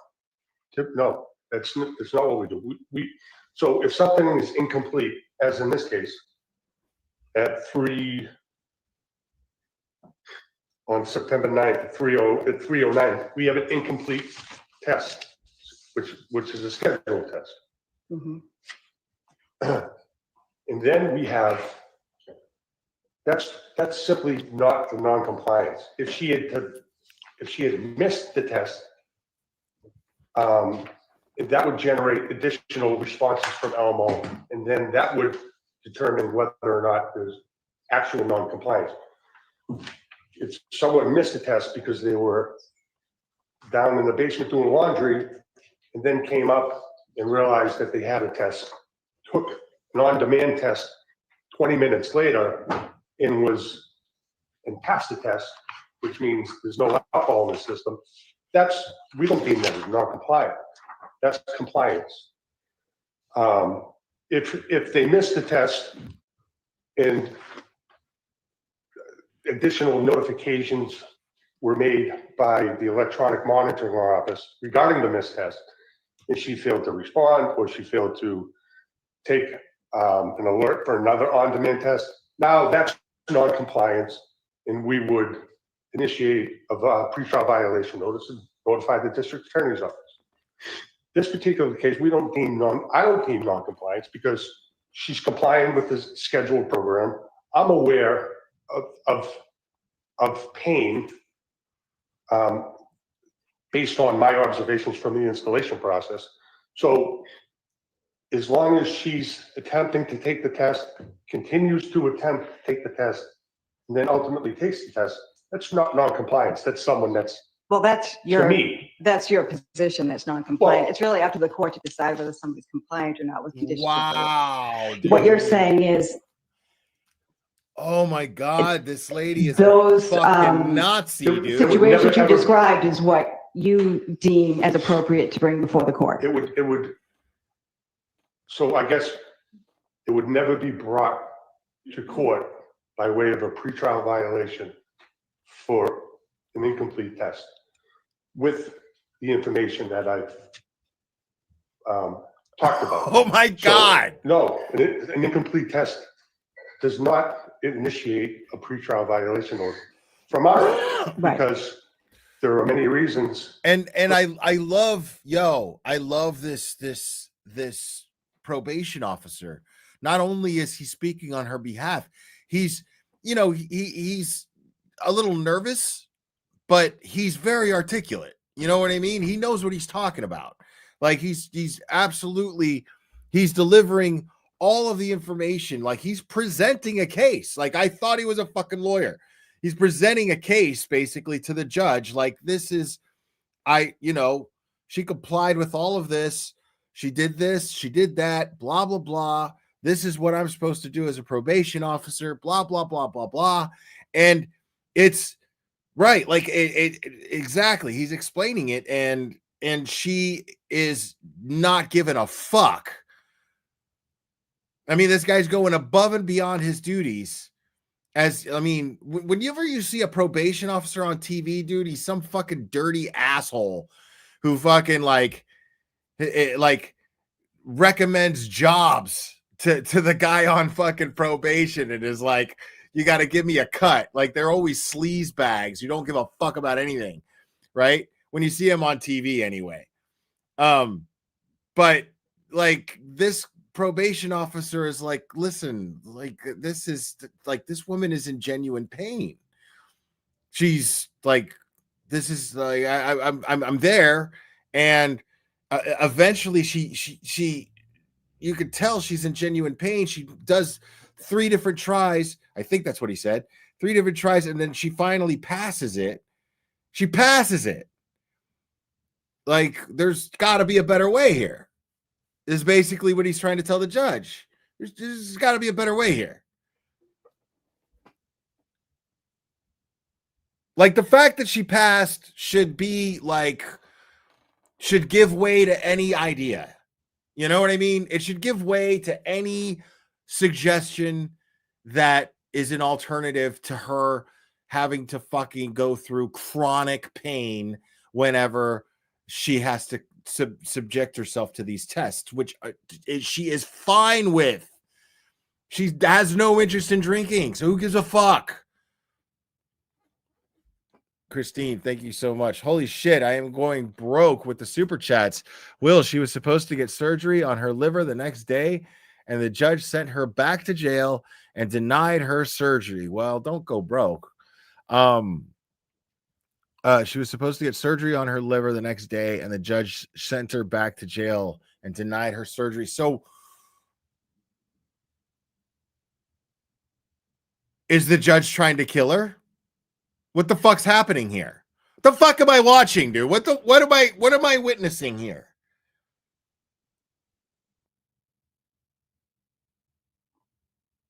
That's insane. That's the most insane fucking thing I've ever heard in my life. That's got to be no. That's got to be the most insane fucking thing I've ever heard of in my life. Is that a judge fucking denied somebody of getting fucking liver surgery after she got shot?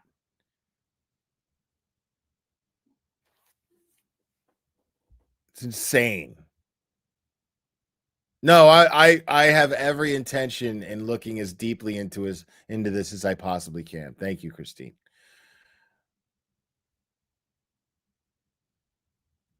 for a test to be incomplete. And there are circumstances where someone misses a test and then takes an on-demand test. That's not intentional non-compliance. And the goal is to test to ensure that the person's sober, and that's not, we don't deem that non-compliance. That we never have, and we never would, in this case, initiate a pretrial violation proceeding based on an incomplete test that was subsequently passed. And so,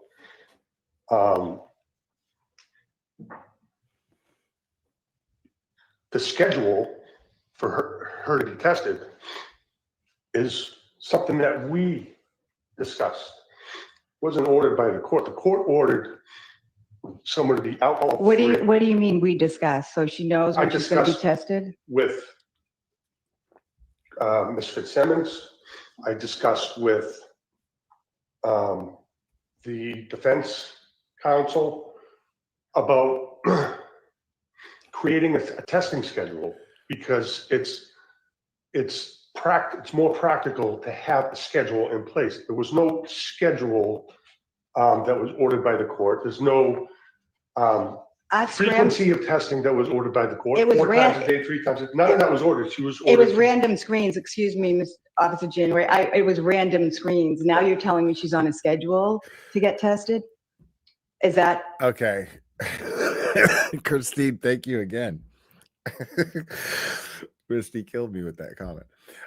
Will, she had an ankle monitor on. No doctor would perform surgery with it on. Like jewelry, you have to take it off. The judge denied the removal of the monitor for surgery and sent her back to jail.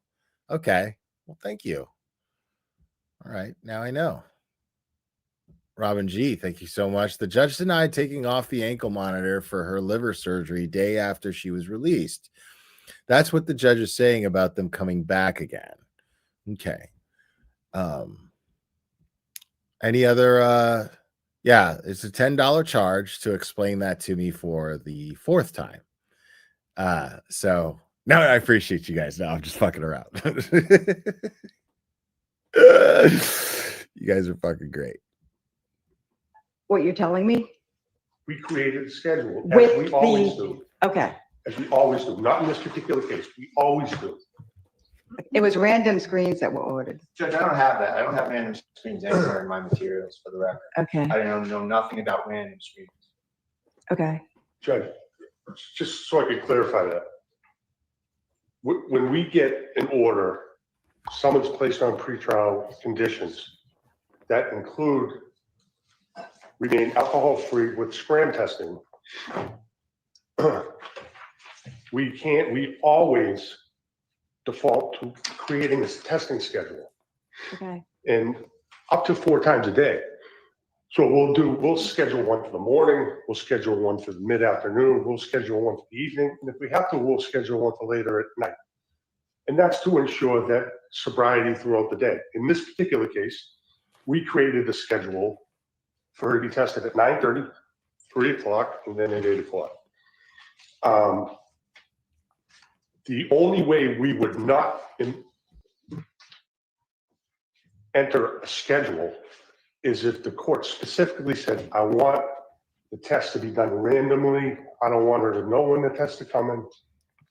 And the test to be done randomly. And at that point in time, we would take her off a schedule, and then we would notify Elmo to be tested 4 times a day at random. Okay. So that's done on this case, and it's done on every case. Okay. Attorney Boyle, do you have anything else to submit? Judge, I would just offer, I respect and I heard your Honor's take on the Judge Bradle, do you have anything else to submit? All dismissive and shit? probation email, but for the record, I would move that into evidence as well. And I just want to also. Commonwealth, do you have a position as to the admission of the email? Well, I think we just heard with the email. All right, so the email is excluded. Anything else, Attorney No, Bradle? my objection, Your Honor. Sure. And Judge, I just want to state that on the pretrial conditions of release, that says comply with remote alcohol breath testing. Okay. Um, I don't know if that's what was ordered. I'm going to go back and listen to FTR.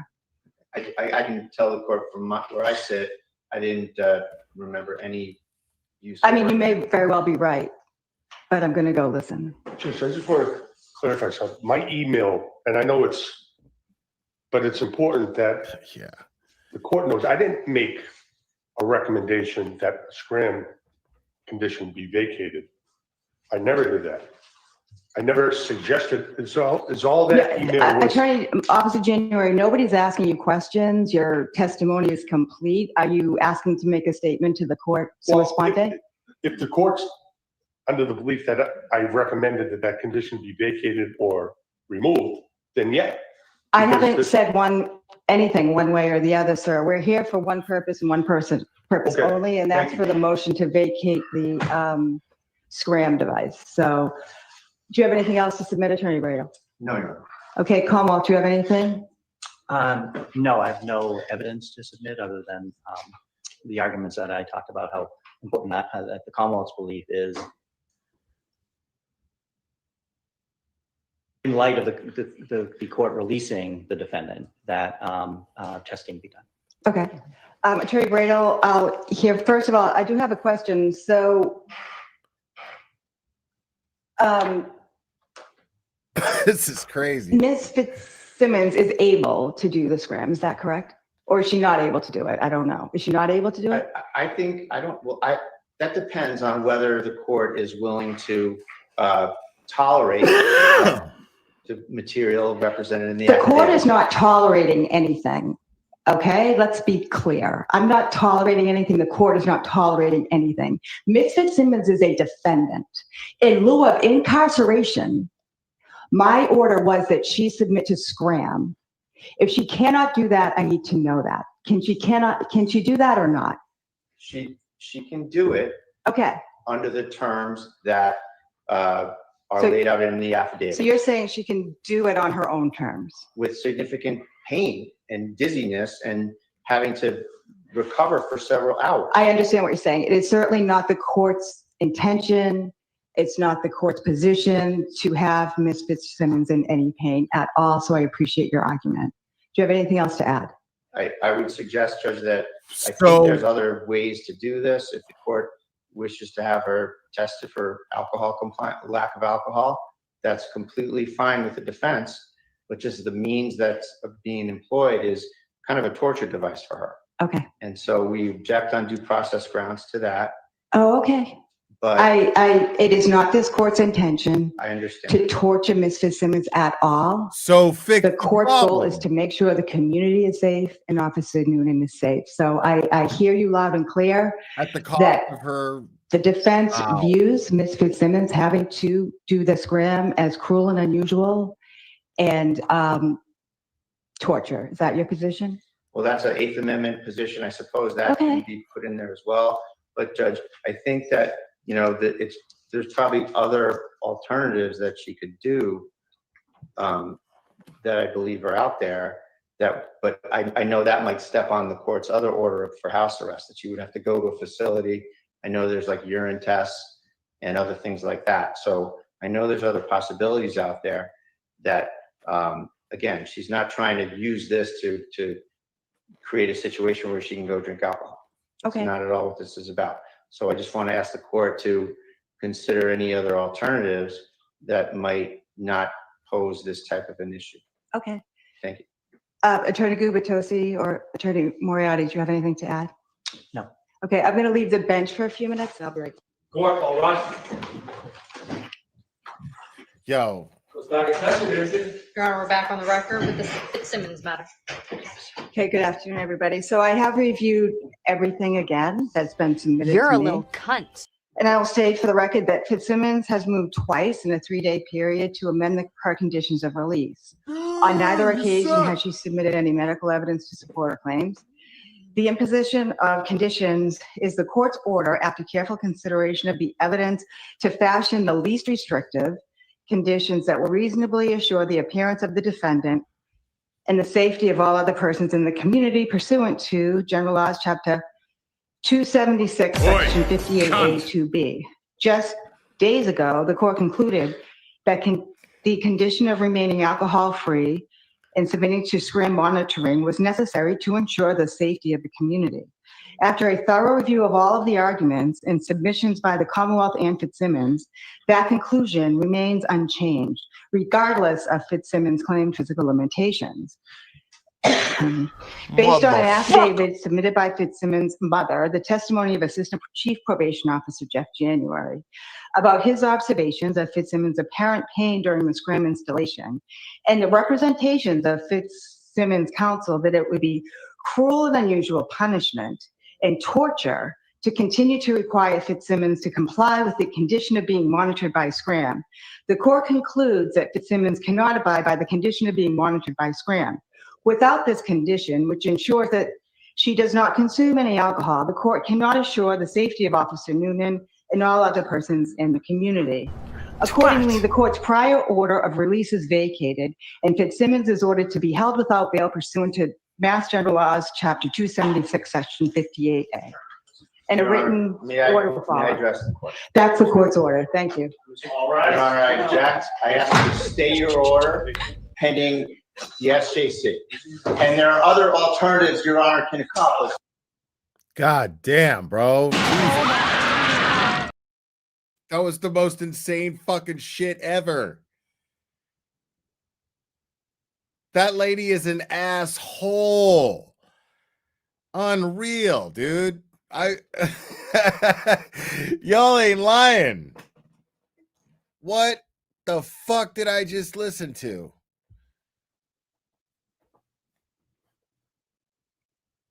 That shit is wild. I don't think I'm going to get into that motion yet. I'm just going to keep doing this. I mean, you know, like it's going to take me a few live streams to educate myself on this case and catch up with everybody else. But that's my intention. That's what I'm going to start doing. And of course, any updates in Turtle Boy's case and Karen Reed's case, of course, we're going to continue to do that. But for sure, I'm going to continue on and catching up with this case. Like this is,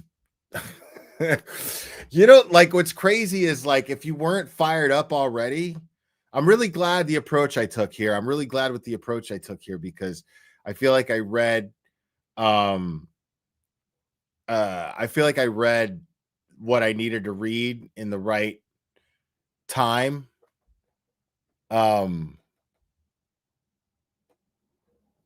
And how is that? Oh, okay. Yeah. I feel like I read everything in the right time leading up to that because I was already pissed off at what was happening to her. And then hearing the judge really stoke that fire. Like, there's no doubt about that. Like, there's no denying that shit at all. That judge absolutely stoked that fire where I was just like, dude, this is not what in the fuck is going on in Massachusetts? Like Bradel fought for her, man. Like, man, big shout out to attorney Tim Bradel. I still haven't come up with a cool nickname for him yet, man. You know, because you got the mighty Mark Bettero, the mighty one. You know what I mean? And Bradel is fucking, he's just as hardcore, dude. Like, and I haven't come up with a fucking cool nickname for him. Yeah, man. What was I about to do just now? I was about to do something.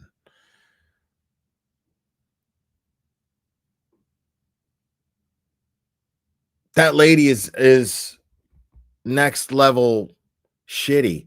Bradel, man, he was, yeah, that's right. Here we go. He was fighting for her.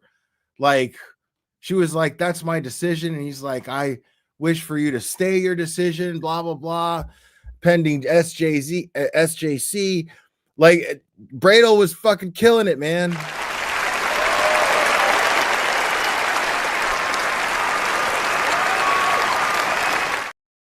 Yeah, man. Like, yeah, dude is just a cool dude, man.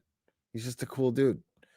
Like that's all from the heart.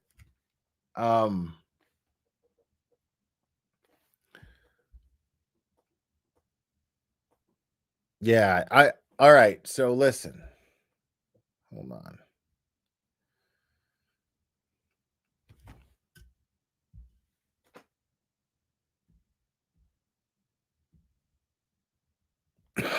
All right.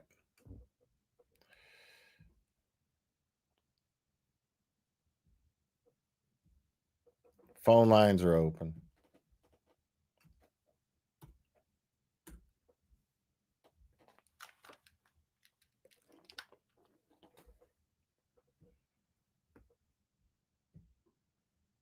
Take a couple of calls.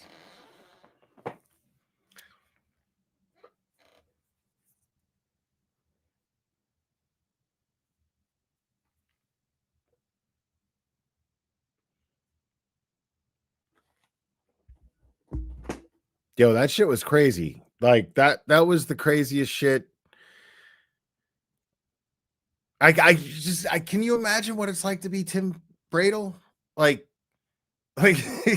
he is knee deep in the craziest Twilight Zone legal shit in the world, bro. The craziest fucking shit legally that is the closest to the Twilight Zone. Like it's insane.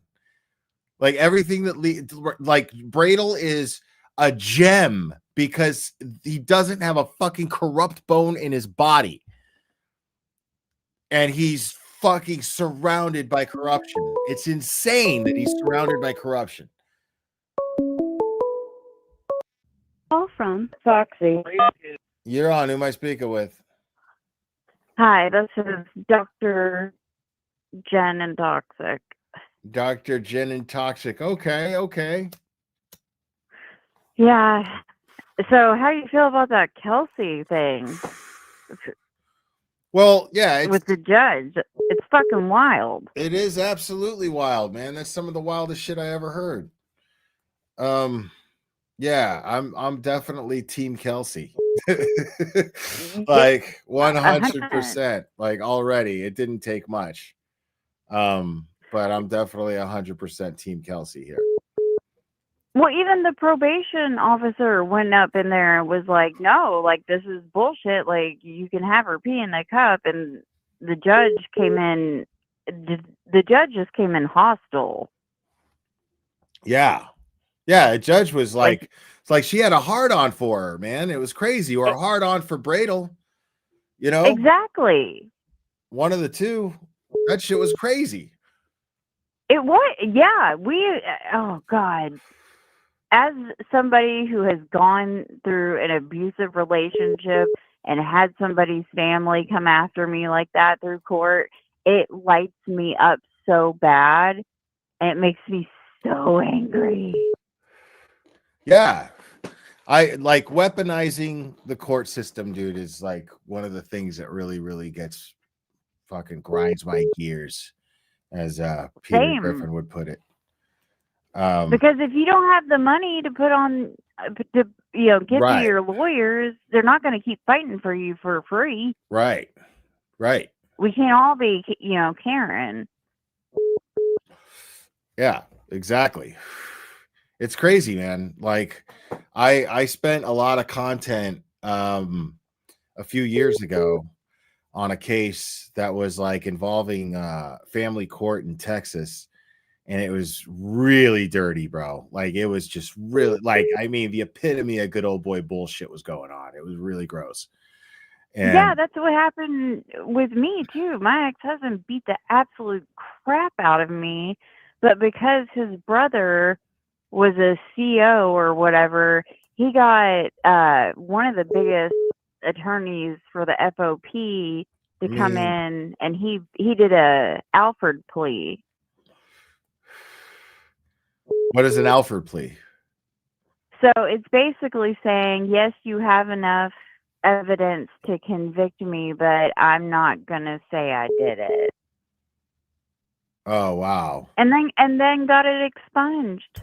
Wow. Yeah. So, I mean, God knows what could happen to another woman, you know? Exactly. I mean, it's awful. Yeah, it's It disgusting. is, and it just breaks my heart for her. I'm really sorry that happened to you. It's I deal with it. Yeah. But I'll let Kazi G call in because we all know that's who we're waiting for. But I love you, Will. Thanks. You're the shit. Yeah, I always see you in And chat. I appreciate you. Absolutely, and I'm gonna keep watching. Right on. Appreciate that. Thanks. Thanks. All right. Bye. Bye. This is a nice caller.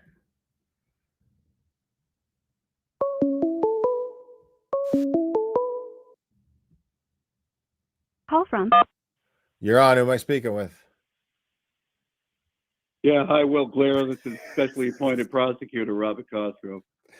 Hello, Special Appointed Prosecutor Robert Cosgrove. How are you today, sir? I'm okay. How are you? Nice to be on your presentation. It's always a pleasure to have you on my presentation, sir. Well, it's been a long week or so, hasn't it? It has. Yeah, but you know what? It's all good, man. Flying above the weather, baby. You know what I mean? Yeah. Yeah, but people have come at me. I had JFK and James Jackson call me mentally retarded because I play Cosgrove, and they think that's stupid. And but they they can bring the flight deck to 39,000 feet, and that's okay, right? So. Yeah, well, here we are, right? But that's okay. Yeah, exactly. We're getting shit done. Anyways.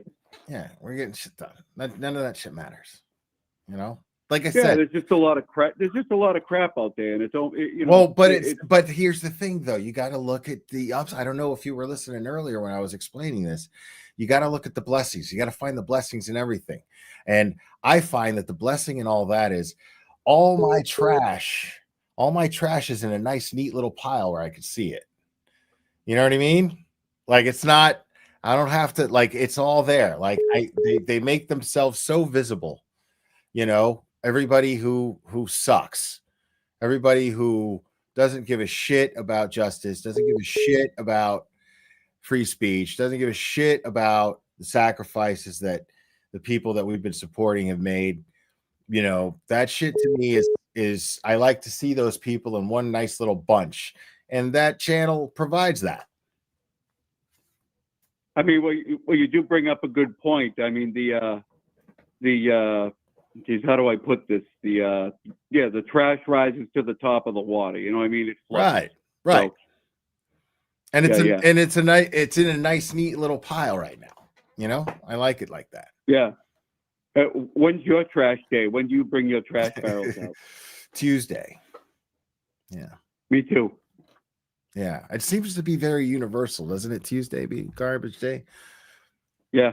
Yeah, we got something in common. I bring mine on Tuesday as well. Cool. Cossy, how are you coping without old Mrs. Cosgrove, Special Appointed Prosecutor, Mrs. Cosgrove? Oh, it was a long time ago. It's like last week.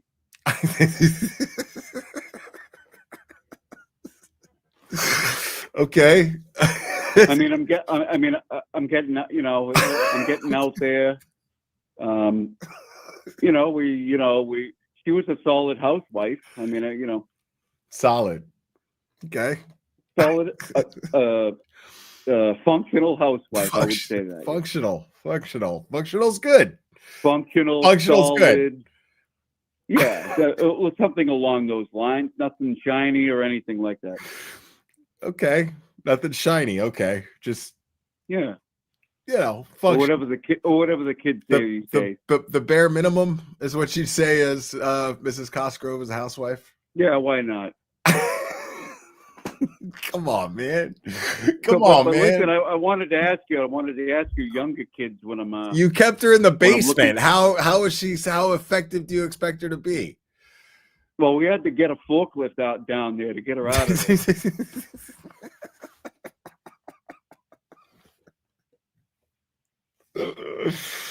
Oh my God, man. it was unfortunate, but I mean, when she perished in the base, there's nothing. The doorways had become too small to bring her through and stuff like that. I mean, I don't want to get into it, but anyways, I wanted to ask maybe you or your antenna people, when I go on this Tinder, what do I swipe right or left to like somebody? You swipe right to like someone. Are you kidding with me, or are you just trying to set me up? No, you swipe right to like someone. You swipe right to like. I like that you're already getting out. Are you already getting out there, especially appointed prosecutor Robert Cosgrove? Well, I got a smartphone the other day for the first time. Okay, a smartphone. Okay, what kind of smartphone? It's a LG. Okay. It's a Lindsay Gatuni. And so I immediately went on there, and I had somebody put up the on the Tinder thing, and I started swiping everywhere. And I just don't know what I'm doing. If I like them, and I'm left and I'm right, I don't even know. What's your profile? I like them. If they're fat and ugly, I don't know if I'm doing left or right. You know what I mean? You got a profile picture on there and everything, Kasi? Well, yeah. I mean, okay. You see the one that I have.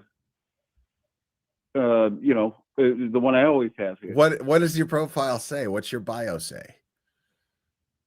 It says specially appointed prosecutor Robert Cosgrove, long days at the courthouse. Like to eat, like to adjust antennas, like to eat pizza, and like to court a lady. Yeah. You know what'll get you like mad gash? It's if you say tacos are life.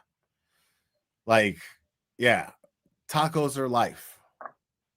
Well, I'm going to go ahead and say that's not something I should say. Yeah.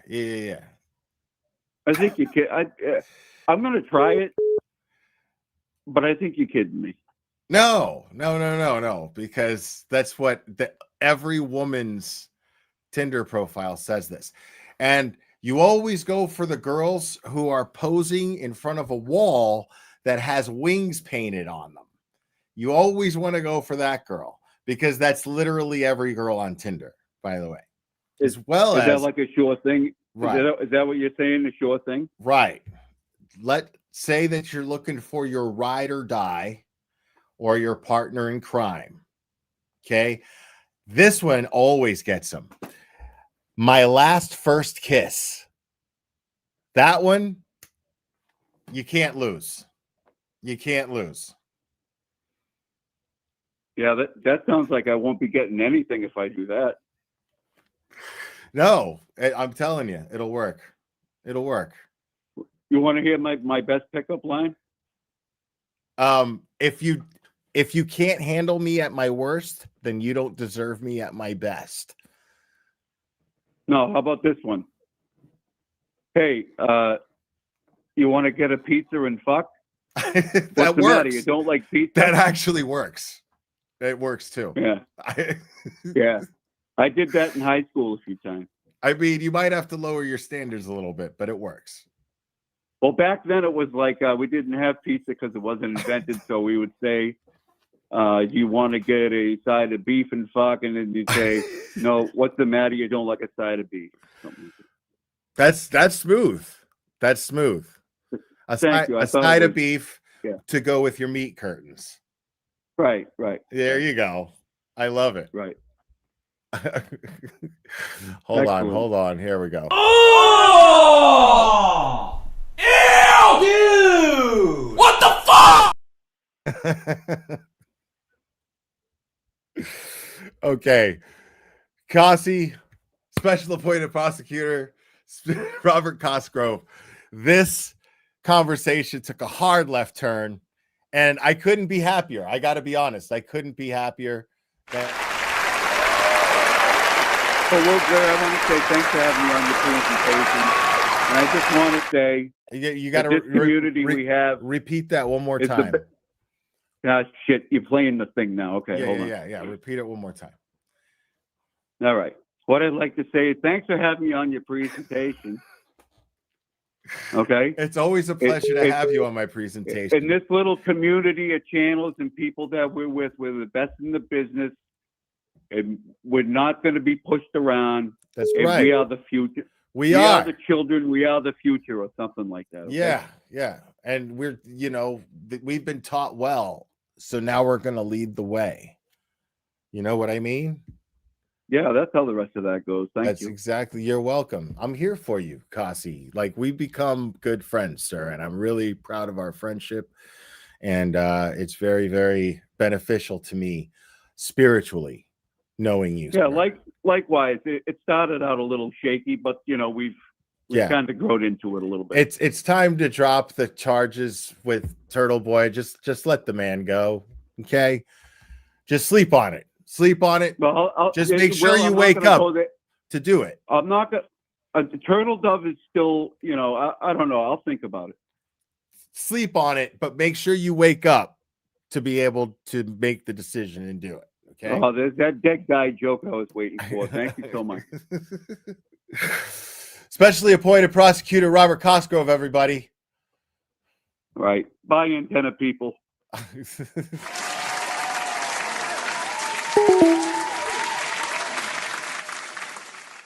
Tracy Cooley. Jive Cooley. And she changed where she was going because of her injury and decided she needed to stay at her parents', and the judge got pissy because that was another charge. Okay. Thank you. Call from. You're on. Who am I speaking with? Hi, Will. This is CC. Long time no talk to. This is who? The last time CC. The last time I talked to you, I was the one that called about Dr. Stonebridge. CC. And we had a conversation about her back after the first trial. And but this is something else here. This Kelsey Fitzsimmons case. It's sickening. And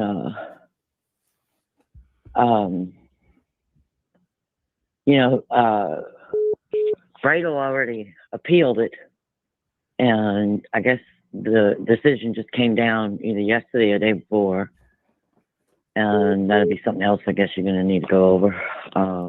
Yeah, I'm just going to catch myself up, Yeah. via timeline as best as I can. And then, I should be caught up after a few lives. I tell you what, it has sickened me, and I feel like not only is she a police officer, she was a correctional officer also, and she's in jail. Yeah, her life is at risk, and I think if anything happens to her, that's a great point. Her blood is getting on that judge's hands. Yeah, I mean, you're not telling lies, man. You're not telling lies. I have never heard a judge talk like that before. And the thing about it is, when she made her decision, you'll see, Bradel asked for the audio to go to the court. But in their decision, they said they read the transcript. And reading the transcript is different than listening to that woman's tone.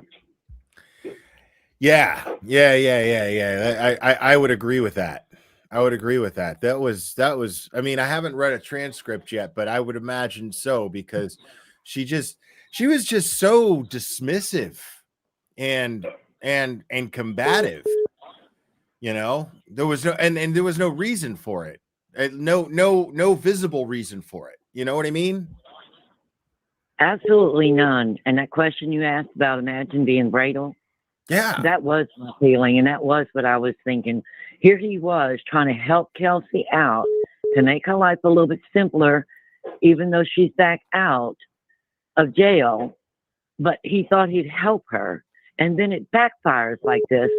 He must have felt awful. Dude, like he could have not even made the motion. I can't imagine what he's gone through. You know what Bradel is right now? He's the legal equivalent to John fucking Wick. You know what I'm saying? Like, he's just fucking fighting off. He's the only fucking guy. Like, he's got Bettero, you know what I'm saying, on his team, but he's the only one out there fucking trying to kick this fucking shit's ass. You know what I mean? Like, this sucks for him, but he's like determined, you know? Like, I'll never forget watching him at that last hearing for Turtle Boy, where he's rubbing his face in frustration as the judge, as he's talking to the judge. Like, it blew my mind, you know, because I'm just sitting there going, God damn, man, what Tim Bradle is going through is like, this dude is, you know.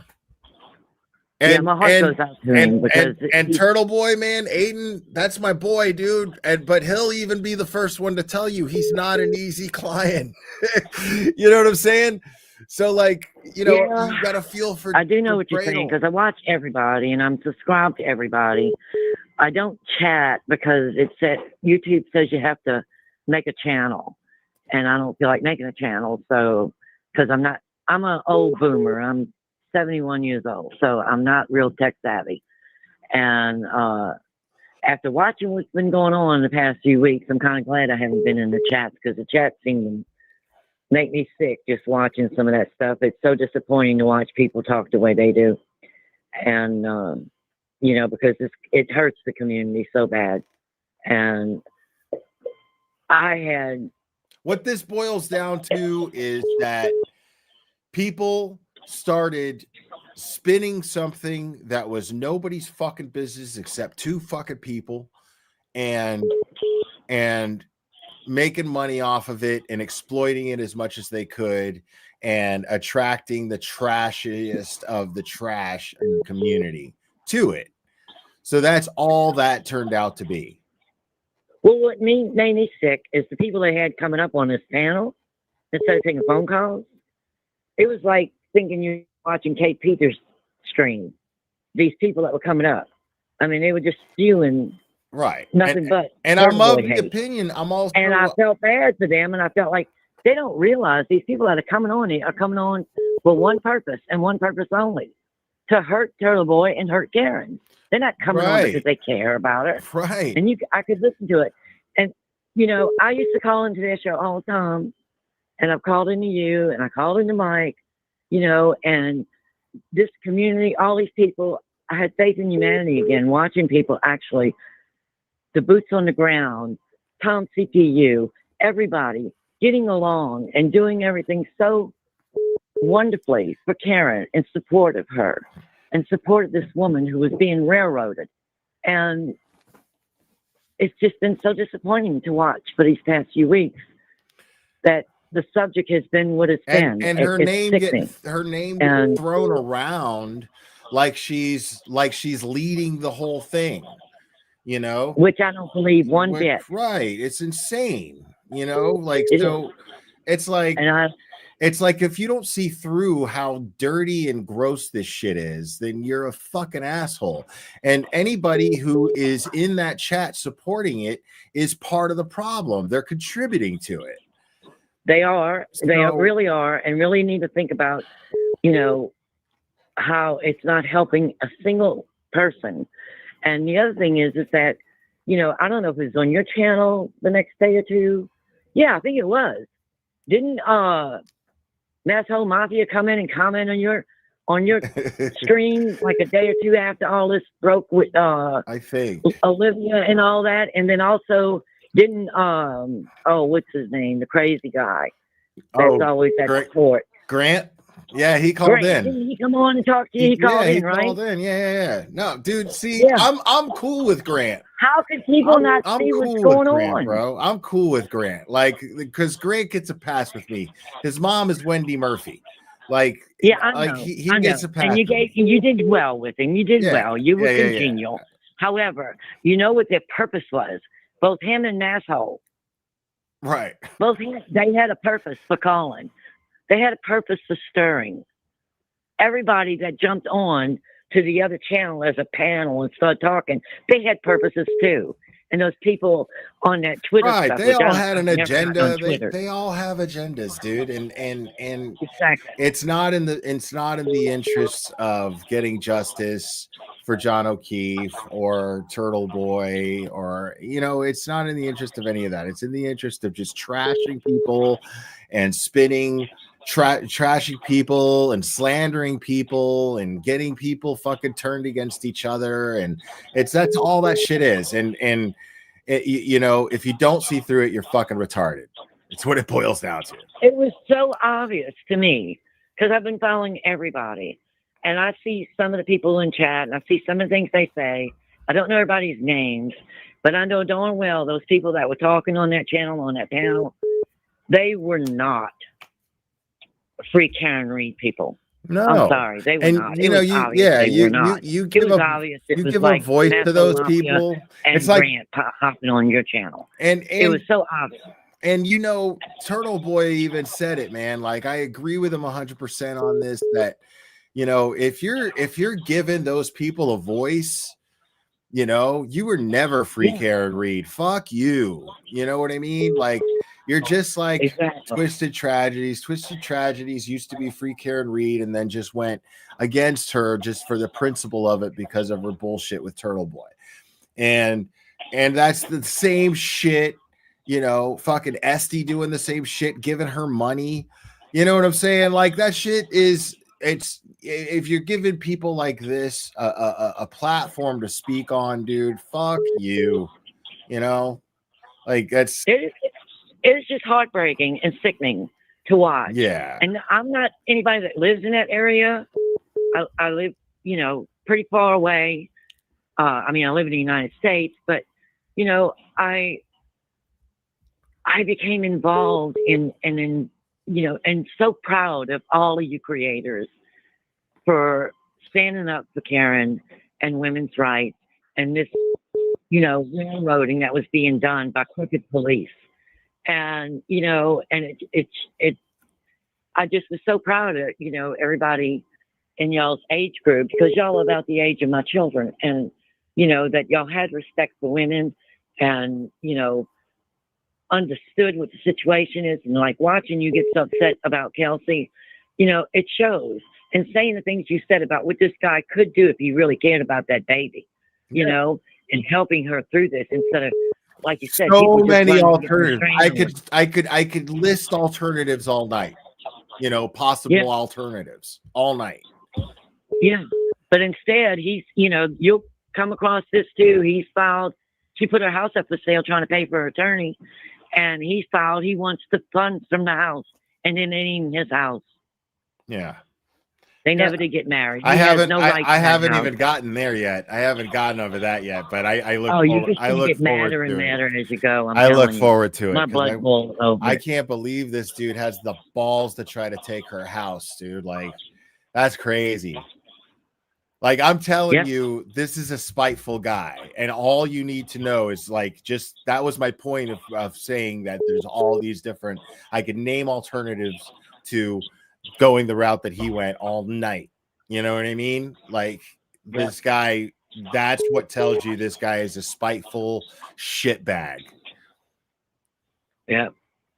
And, you know, the sad part is too, is they're not even allowing Kelsey's parents to be around the baby.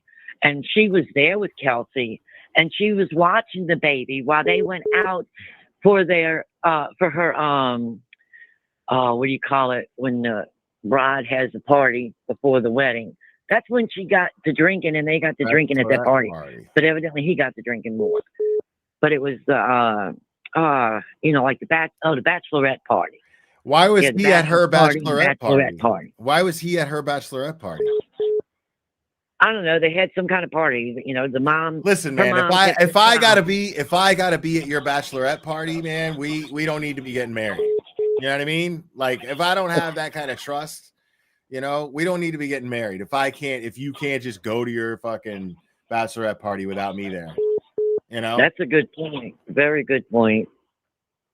Very good point. I didn't even think about it. I didn't even realize that.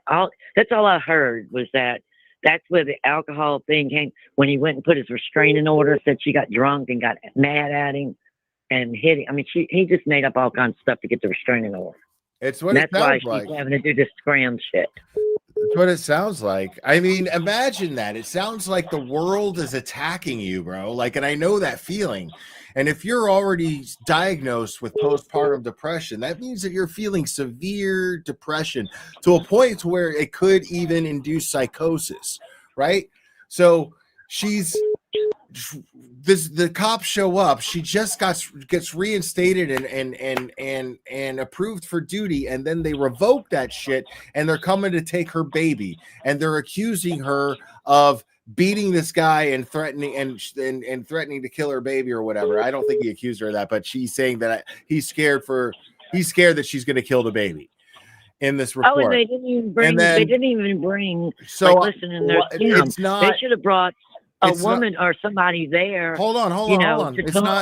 It's not so, after everything I just went over, it's not so far-fetched to understand why she would feel so paranoid and so like, oh my God, the world just turned upside down, like turned inside out. None of this makes sense. The whole world just turned against me.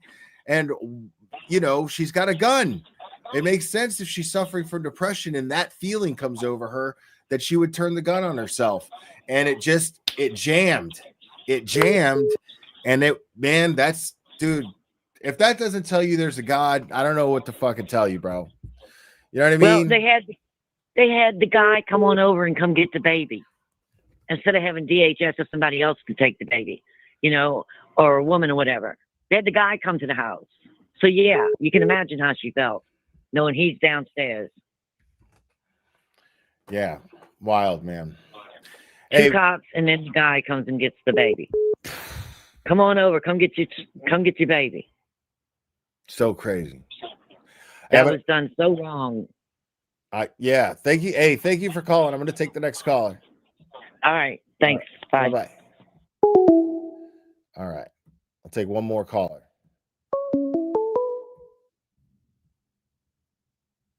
Call from. You're on. Who am I speaking with? Hey, Will, it's Angie. Hey, Angie, what's up? I'm so glad you're covering this case because this one is. Oh, I'm in super, now. Yeah, I'm in. Yeah, now. this one is super close to my heart. Yeah, I'm invested. Especially as a mama that's been there, like with the postpartum and all that, like been there, went through it. Yeah, there's somebody who I need to talk to about this case now for sure too, who might want to collab. But yeah, it's the details of this case are way too. You can't ignore them. Like you can't have a heart, and then know the details of this case and then ignore it. Yeah, there's no way. For sure. And I don't know if anybody's been able to confirm it yet, but there is a rumor going around that she was pregnant again when it happened and has since lost that baby as well. So just rumor. I don't know if it's been confirmed by anybody yet, but if that is true, is even more heartbreaking. Yeah. On top of that, this is really bad, man. Like this is a really bad situation. And regardless, I mean, I just don't believe that she pointed a gun at that dude. I just don't believe it. I don't either, and that was the most frustrating part about the SJC opinion. Like the caller before me said about them reading the transcript but possibly not listening to the recording. Like Melanie on her show went through the transcript before the FTR came out, and she had said something about her tone and about how whether or not it was probably worse than what you would think it was on the transcript, and it was way worse, way worse. Jesus. It was horrible.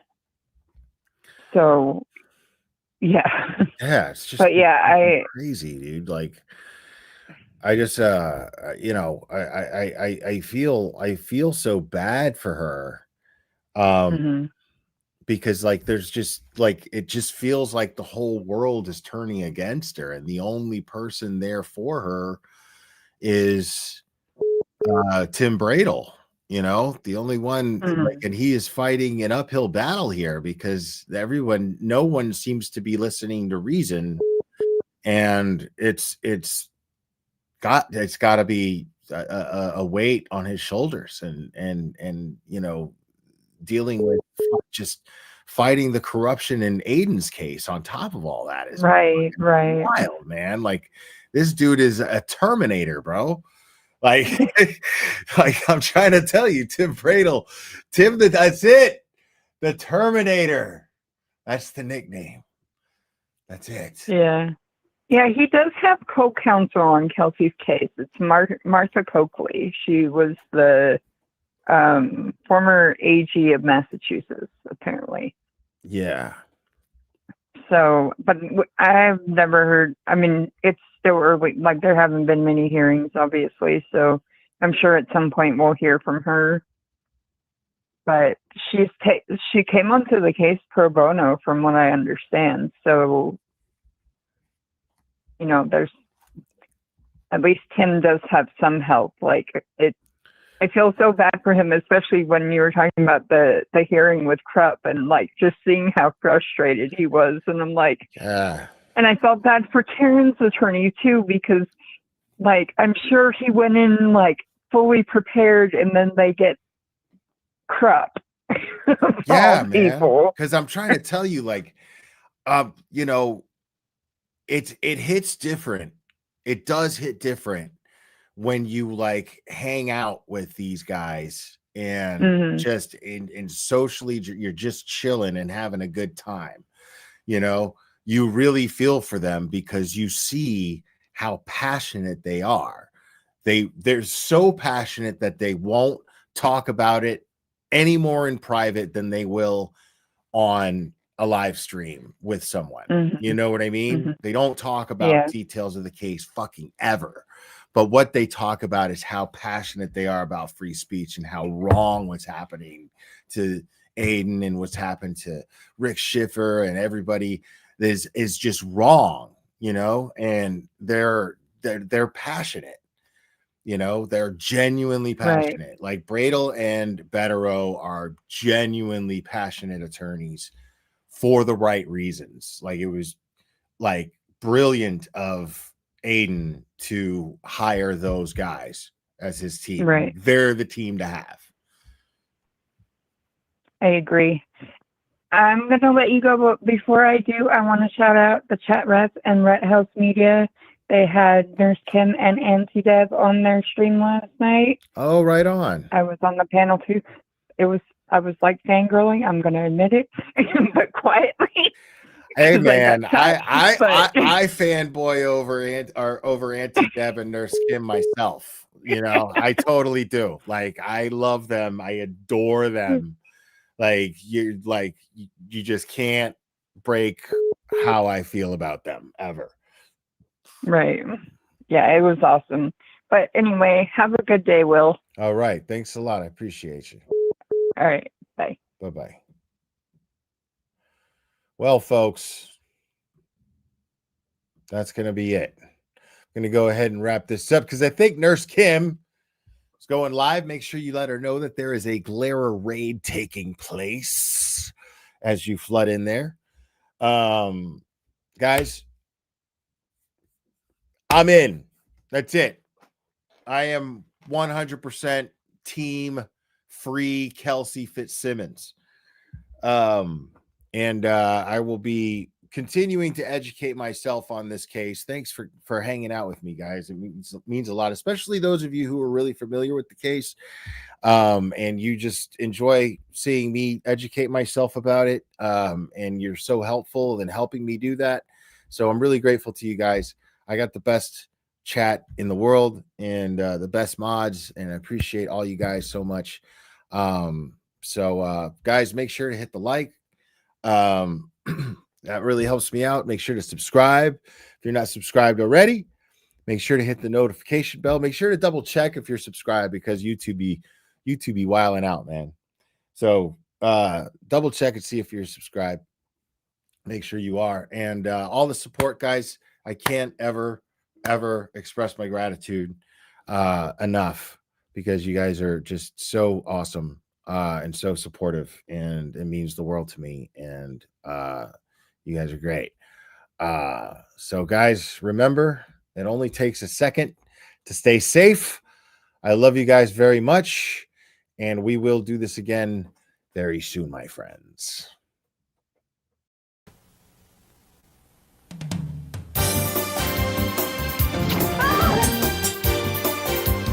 Watch out!